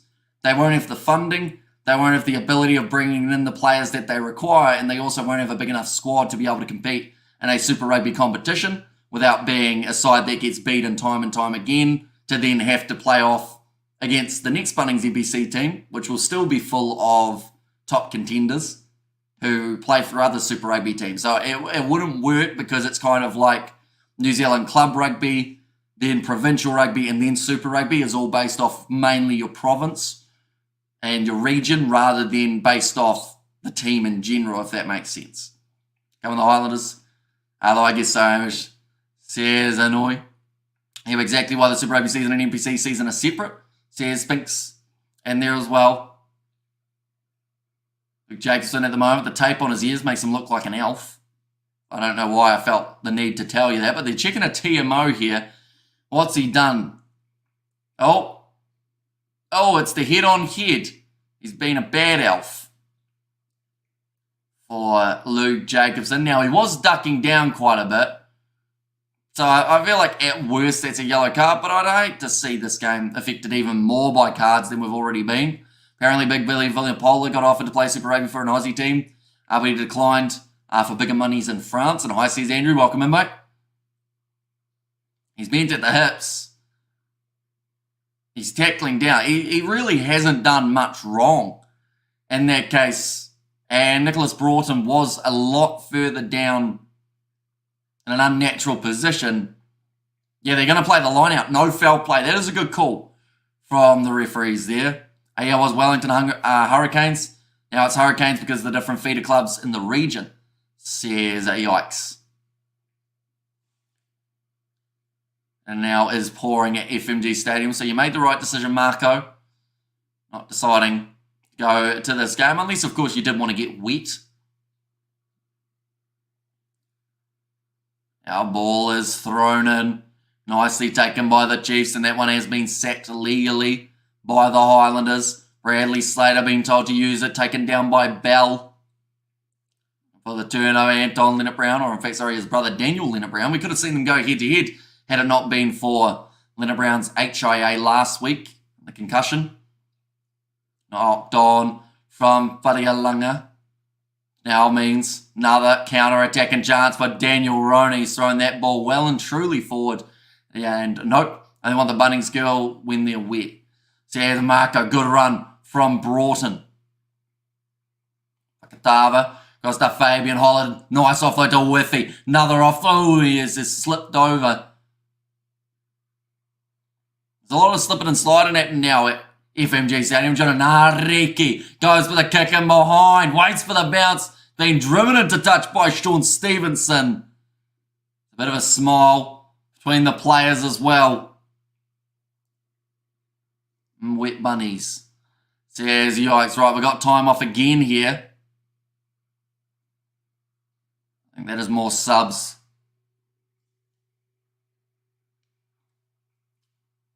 Okay, Broughton might get actually taken off the field for an HIA. Yeah, it's no bunnies. Come on. Oh, give me some chom chom. Says Marco. Now, told to use it. The Chiefs 5 metres out from their line. Kenzie, just to boot this one into touch as your misses over your shoulder. Watching your comments is annoying. They should only have 2 scrum resets. That way, keeps the game flowing and it stops all the time wasting in the scrums. I agree. They must speed it up to how it used to be. But they are talking about reducing number of men to smaller scrums, therefore smaller players. Don't want to interrupt your commentary another time, says Gavin in there. Yeah, I don't know whether or not they'll make smaller scrums. Like, even if they've mentioned about that, I don't think that's something that will actually happen. Because I don't think it will make much of a difference. Like, no matter how many numbers you got on the scrum, you're still doing a scrum. There's going to be another one going back for the penalty to the Highlanders. Is this the most one-sided game yet? No. Believe it or not. But it could be the first time, I believe, of the season that we see a side finish with nil on the board. Got another advantage, though, for not rolling. Fakatava found the offload to Jermaine Ainsley, who just throws it away. And it's another penalty. Double blow of the whistle. The Chiefs now back on a warning. Why weren't they on a warning earlier, Paul? How do you go from being on a warning to losing your warning to go back on a warning? Surely that's your second warning, is it not? But either way, the Highlanders are now only 5 metres out from the line. Connor Garden-Bishop hasn't made his way onto the field as well for the Highlanders. Should rugby adopt NRL rules to speed up things? Says Katzenell. Probably not. Like, there are certain things that the NRL do very well. But there are other things that I think rugby have got. They're a little bit of an advantage. Tava Nawai scores it. Paul Williams was on the wrong side. Boshi is saying there's a knock on. I believe he managed to get that one down, though. They will have a look upstairs.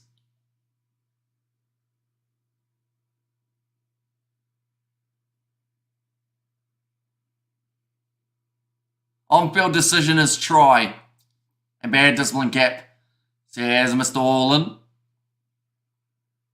They just want to check this one. On-field decision was try, though. For Timothy Tava Nawai. Yep. Gets it down, and then the ball comes out. It will be the first try. Just as I say that there's going to be a first team to receive a nil, the Highlanders get back into this contest just a little bit. They have a long way to go, though. Timothy Tava Nawai putting his fin up for the Marcos. And not Lee, got save. I got save up from that. We don't even consider it a sport in South Africa, says Gavin there. It'd be interesting if South Africa ever did decide to really commit to league, though, wouldn't it? Because they've got what I think is the foundation of good enough players in terms of the physicality as well as the skill. But, yeah, it's just rugby union does take priority. What's your thoughts on having the 5 Aussie Super Rugby sides and Drua play with the 14 NPC teams? Saw someone say this on Twitter. Says Spinks. So 5 Aussie Super Rugby sides and Drua play with the 14 NPC teams. So as in like the Drua joined the Bunnings NPC per se. It's going to be kicked to behind there. Highlanders know that the counter-attack is coming now from the Chiefs. On the halfway line, Sean Stevenson looking for a 50-22, but he can't actually have one because it was taken back by McKenzie. And on your landers, let's go. Says the Blues now. I assume so. I mean, it could be a decent idea, whether or not there are other competitions that Fijian players would rather play in during that time. I know they were in the NRC in Australia. I think that they maybe still are. I could be wrong there, though. Yeah, it would be nice to see them play some sort of rugby while everyone else is playing provincial stuff. Nicely claimed there for the Highlanders. Yeah, still big underdogs in this contest as the time starts to run a little bit lower.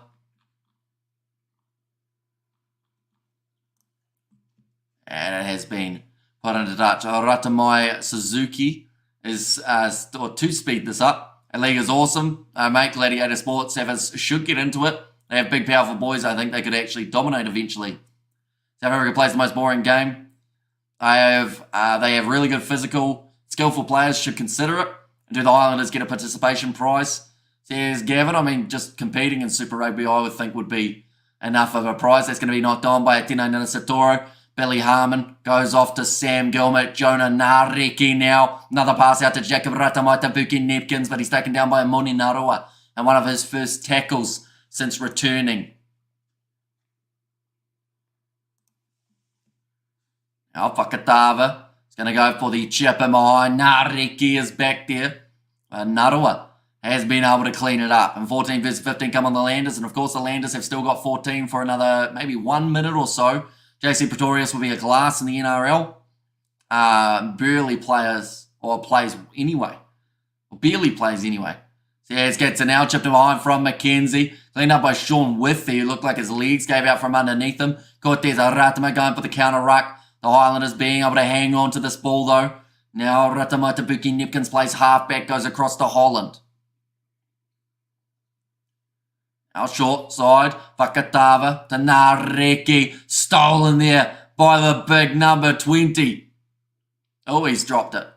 Getting pretty slippery out there. So everyone can lose forwards will be awesome in league. Malcolm Marks played prop, or playing prop. It'd be another AFB running amok. And I was where there, Gavin, did South American Super Rugby teams get them? Says yikes. Oh, sorry, did South African, not South American.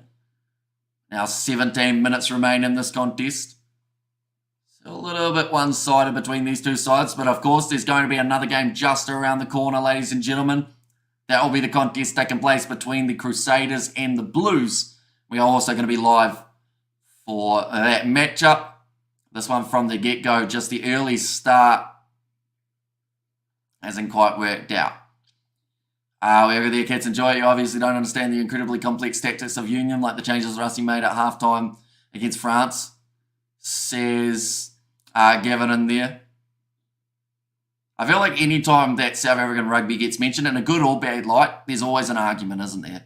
Like, not in a bad way, like not firing shots, because of course then I will be the one who gets into the argument, even though I'm not trying to argue.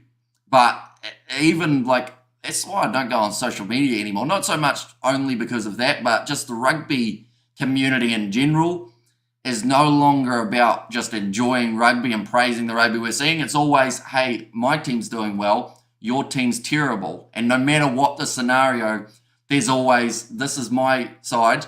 Plus, by the way, your team's not good. It seems to always be the way that it just progresses now. So, like, yeah, I haven't been on any sort of rugby thing other than lineups. That's the only thing I find on social media. Aside from that, though, I completely avoid it just because I feel like the whole rugby community, and not the whole, but a majority have gone to a very negative mindset. Now Jacobson, that's going to be knocked on by Josh Ioane, then knocked on by Faliafunga. So we'll go back. Argentina and South Africa should play League 2. Says Hanoi, and Gavin, neither did the referee in the France game. Says Katzenel. Tom Sanders, of course, is back out there on the field due to the HIA of Nicholas Broughton. Or if you're an Irishman, say we're the best team in the world. Says Marco. Handling errors 5-5 and penalties conceded 6-6. So actually relatively even. The big thing that isn't even though is of course the scoreboard. 21 points difference between these two sides.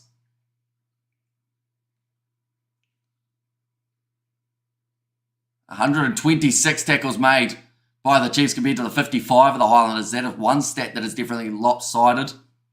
South Africa League team ranked at 80 under the USA. Says yikes. Now Falau Pakatava going off to the left-hand side. Jacob Ratama, Tabuki Nipkins.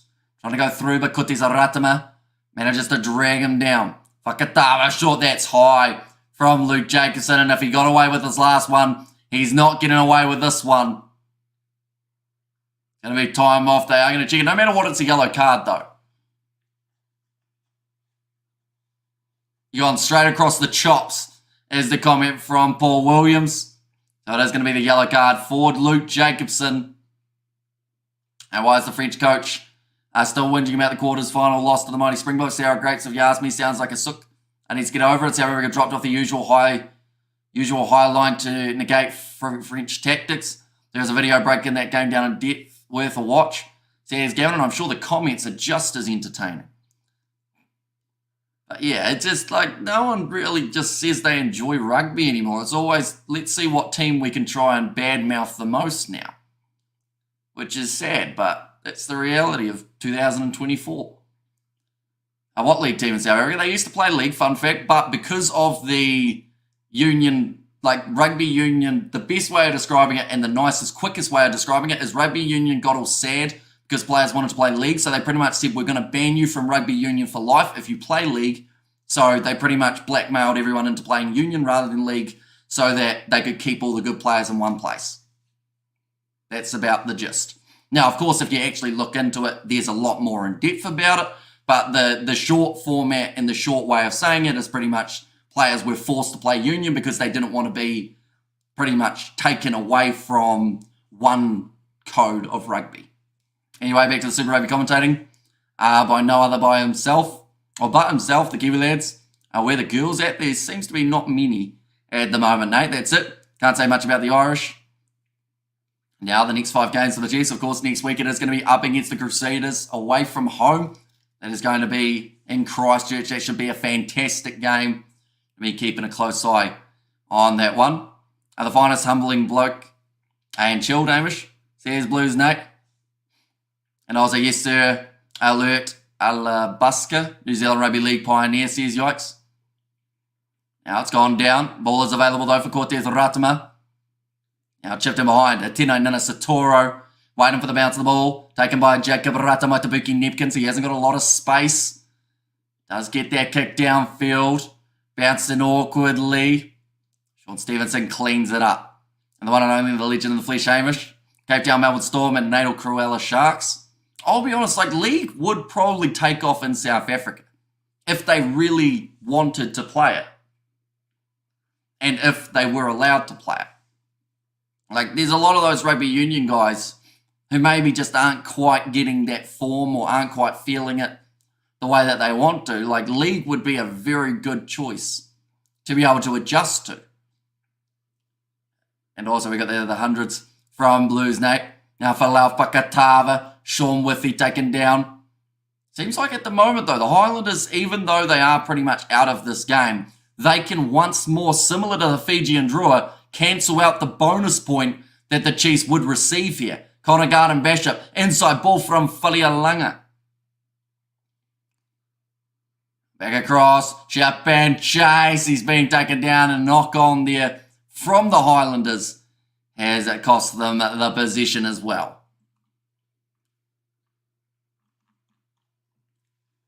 Like they are saying, just some of them not quite sticking when it comes to the passes. I think that's the second time that Faliafunga has decided to knock the ball on in his attempt to grab it. It's a bit too slippery out there to be doing elusive plays. Oh, we will go like this. We will go like that as well.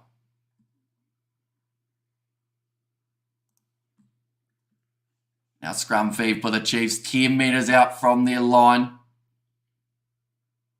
Next game for the Highlanders is going to be up against the Hurricanes. That is at home.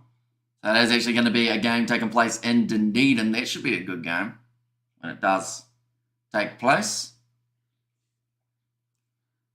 I'll be fed in there, big push. It'll be a long road to Institute League. Really only England and Aussies play it seriously. Well, there's a few others. Like you look at like Tonga, that is their main sport. New Zealand as well. Like league does get a little bit of a look in. And then you got a few other places like Lebanon where they are only rugby league rather than rugby union. That ball doesn't find touch. Unfortunately for him, just curled at the last moment.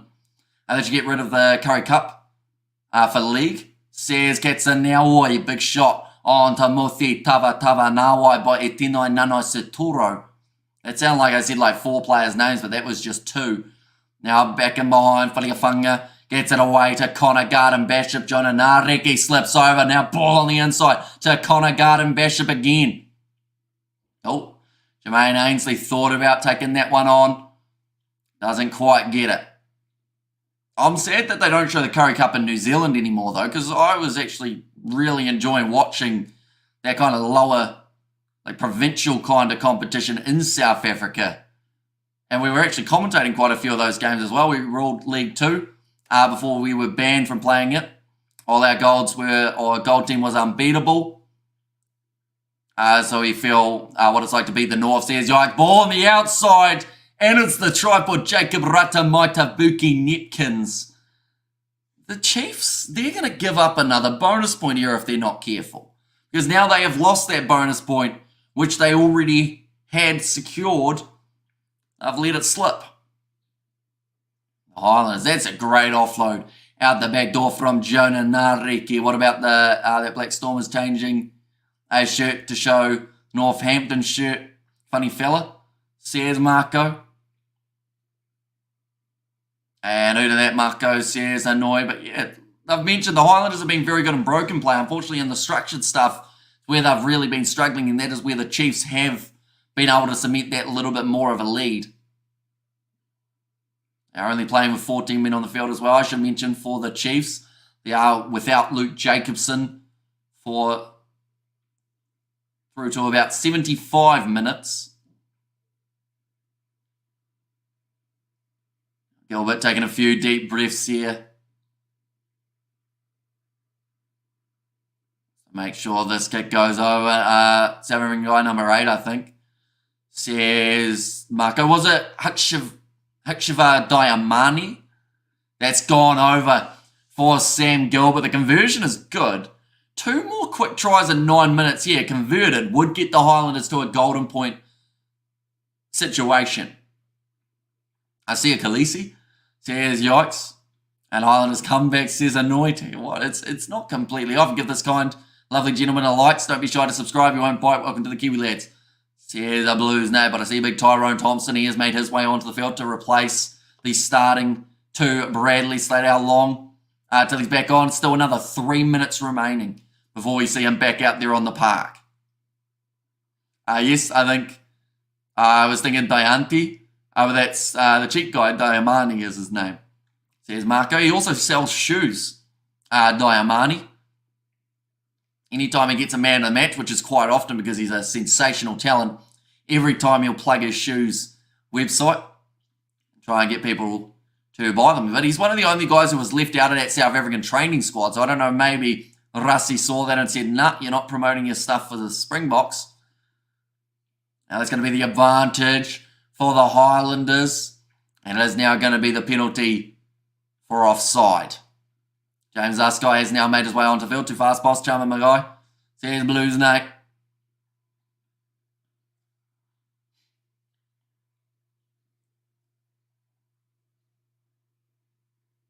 They're just talking about the trend that is starting to form. And that is with the Highlanders finding some more success. Oh. Tell you what, ladies and gents, we've just seen a big change in that cricket game that I was talking about a little while ago. They are still another 39 runs short. And they have lost 7 wickets now. Kids round Vanaka, the live Kiwi lad, says Savanatha. And yeah, the next game that we have got coming just around the corner, it is the Blues versus the Crusaders. That is a big game, ladies and gentlemen. We'll be covering that one on the channel as well. It's thrown in, nicely claimed by the Highlanders. Now James Ascot gets it across. Faliafunga goes to Tamote Tava Nawai. Almost going through, but Atinanana Satoro got the little pass away. Do you watch Sale GP? I do not know. I don't know. Last time I liked. I see his yikes there. That's all right. But they're just showing the replay again to Tamofi Tava Nawai in the midfield. Another great chance. If they score now, like I said, they're still in this contest. There's a chance that they could take it to golden point time. And for the Chiefs, if they somehow lost a game after being 28-0 up, I don't know how you answer back from that. I think Nato Akoi just trying to G up his side here, trying to motivate them to go out there for this last 6 minutes and put absolutely everything into it. Oh, they're now 8 down. Interesting.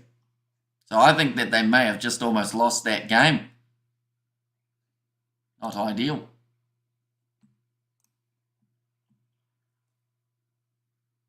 Now showing that the Force versus the Reds is the game that's happening after Blues versus Crusaders. Now we won't be covering that game because we are trying to sneak a little bit of sleep in before the 2 URC games that we are covering, one of which being the Sharks versus Ulster, and then the game after that, it is the matchup between the Stormers and Edinburgh. So be sure to keep an eye out for those two. 2 a.m. and 4:05 a.m. is the kickoffs for those ones. The early free kick for the Highlanders. Xavier Rowe not giving that ball up. Trying to use up as much time as he could. Is Ioane playing? They've taken the quick tap. Ioane is out there now on the field at number 22. Scott. Going back across. And at the moment, the Chiefs, if they were able to score one more try here, that would get them the bonus point. If the Highlanders can score one more try, they will get the bonus point if they're able to convert. I watch Sale GP. Aussie leading it again. Now back across to the left-hand side. Tamote Tava Nawai. We know that man does not pass very often. Normally doesn't need to. So he's still starting to drive his legs. He's got a knee down. They do have to release him. Now James Ascot goes for the short side. Jacob Ratamotabuki Nipkins gets the offload away to Gilbert. They're inside of the 22 at the moment. James Ascot under pressure. Gets it away to Daniel Leonard Brown. Now back to the right. Cross kick from Rameka Poepi. Taken by Fabian Holland. And guys in the Chief squad, Gideon Rappling and his bro have a lawn mowing business together. Says Marco, there's always lawns that need to be mowed, so it's probably a booming business. 2 converted to draw, not impossible. That's going to be a knock-on, though, for Jacob Ratamotabuki Nipkins. And sheesh, all that position, mate. Says Mr. All in. Not able to claim that one. What did their almighty prophet say? And I hope that you get a Patreon account going. You seriously need to get monetized and can. I know how to do it. If you want to talk sometimes, things going. I mean, the channel is monetized, so like we have donations and everything turned on. The reason we don't have a Patreon account is because I don't feel we have enough that we can offer outside of the streaming to actually make it worthwhile for people to want to pay money each month. So that is why we just have the YouTube memberships and also the YouTube donations on rather than something outside, because yeah, there's not really much I can offer in terms of, like, I'm too indecisive to give you tips on who I think will be winning games. That is another penalty going the way of the Highlanders. Like, in terms of behind the scenes content and everything, we already pretty much show everything on the streams. Like extra videos, we don't actually normally have time to do extra videos because we're doing so many for the channel already. So yeah, that is the main reasons why we don't have Patreon. Tosso Chiefs Tosso. There's a JMS there. 3 minutes remaining now. Disgusting X. And as we were there, the Hamish and the George emojis. You have certain games live on Patreon only. It'll work. I disagree. I don't think that there is enough of a... Oh, Nareki almost through. Like, if we tried member-only live streams on YouTube, I could probably still tell you people wouldn't go to a whole nother platform to be able to watch it. It's been awarded as a try there. There's an injury for Tyrone Thompson. Looks like something in the lower leg. I think that's Nicholas Broughton who's been able to score it. The Highlanders have got themselves at least a bonus point here, ladies and gentlemen. I've already seen one game go to golden point time. They want to check to see whether or not Sam Gilbert knocked that ball on, so they will have a quick look. All right, we will go like this.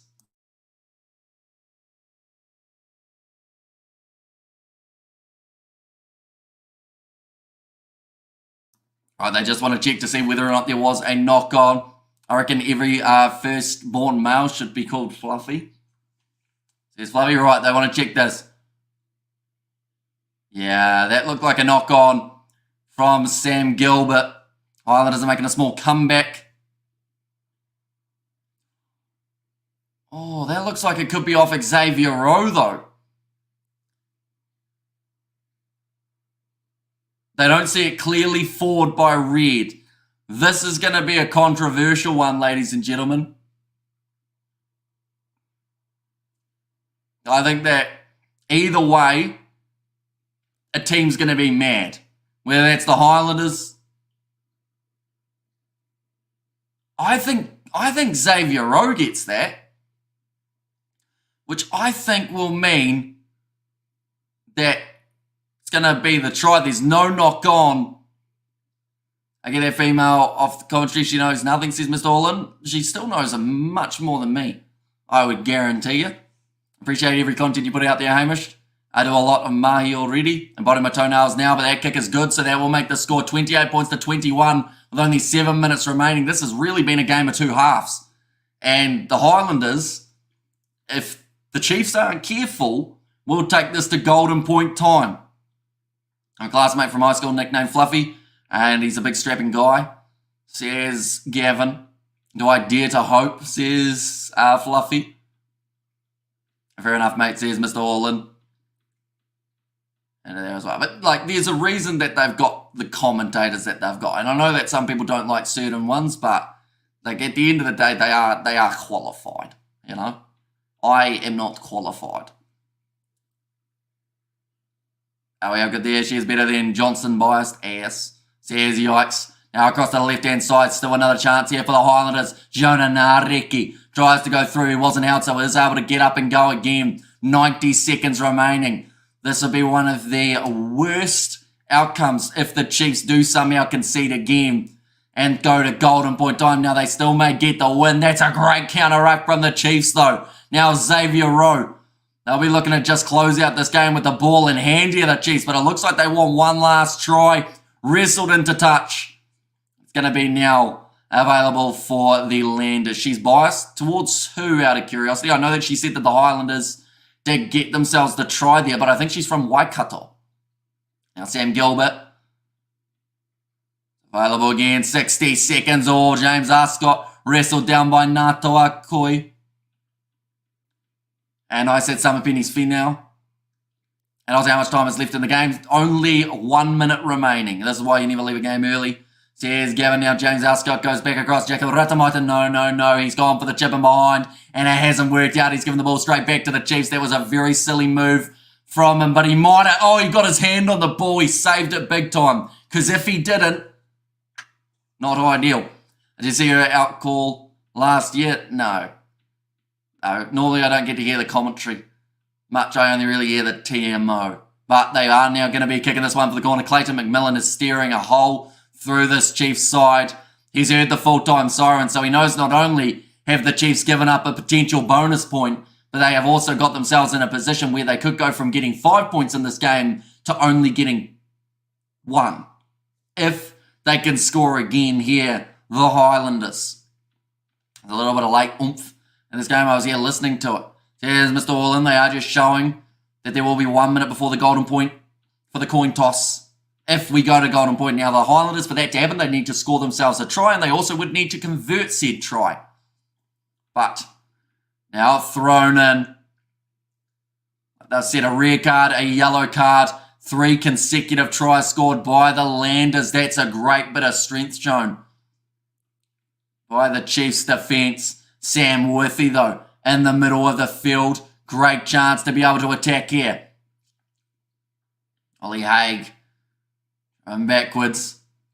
Now back across. Nicholas Broughton, the man who actually scored the last try. How much time? We're after the 80 minutes, which does mean now, if there is a stoppage that causes the game to be over, the Chiefs will win by 7. Cowbells are still ringing around Waikato. Here comes Sam Gilbert again. The 7 phases. The last thing that the Chiefs want here is a penalty advantage against them. And this will be 2 games in a row that we go to golden point time if the Highlanders can somehow end up with another converted try. Jermaine Ainsley was ready for it. How do we get a stoppage if the ball is knocked on or it is put into touch? Now Sean Worthy charges straight. Good strength shown again by Satiti. He has shown some really good strength since making his way onto field. Highlanders going to get the golden haggis for trying. Well, they do actually get the bonus point for trying, which is a big one. That's a knock-on. Gilbert wasn't ready for it. Stevenson boots it out. And the Chiefs win this game 28 points to 21. But boy, did they make it difficult for themselves. They were up by 28. 3 in a row being scored by the Highlanders, but it wasn't enough. Too little, too late. And just a knock-on at the end from Gilbert ends up with the game coming to a close. But that is 2 very entertaining close games that we have had so far. Of course, Fiji Drua versus Waratahs still just has that little bit more entertainment factor, I would say, than this matchup. But the next one, just around the corner, the Blues versus the Crusaders. We are going to be back covering that game 25 minutes time. Be sure to give it a look. But nonetheless, I do thank you all very much for tuning in. If you did enjoy this live stream, be sure to leave a like and subscribe to the channel. Like I said, 6:55 is when we are going to be back for that next stream on the channel. But thank you all very much for being here, and I will see you all for the next one.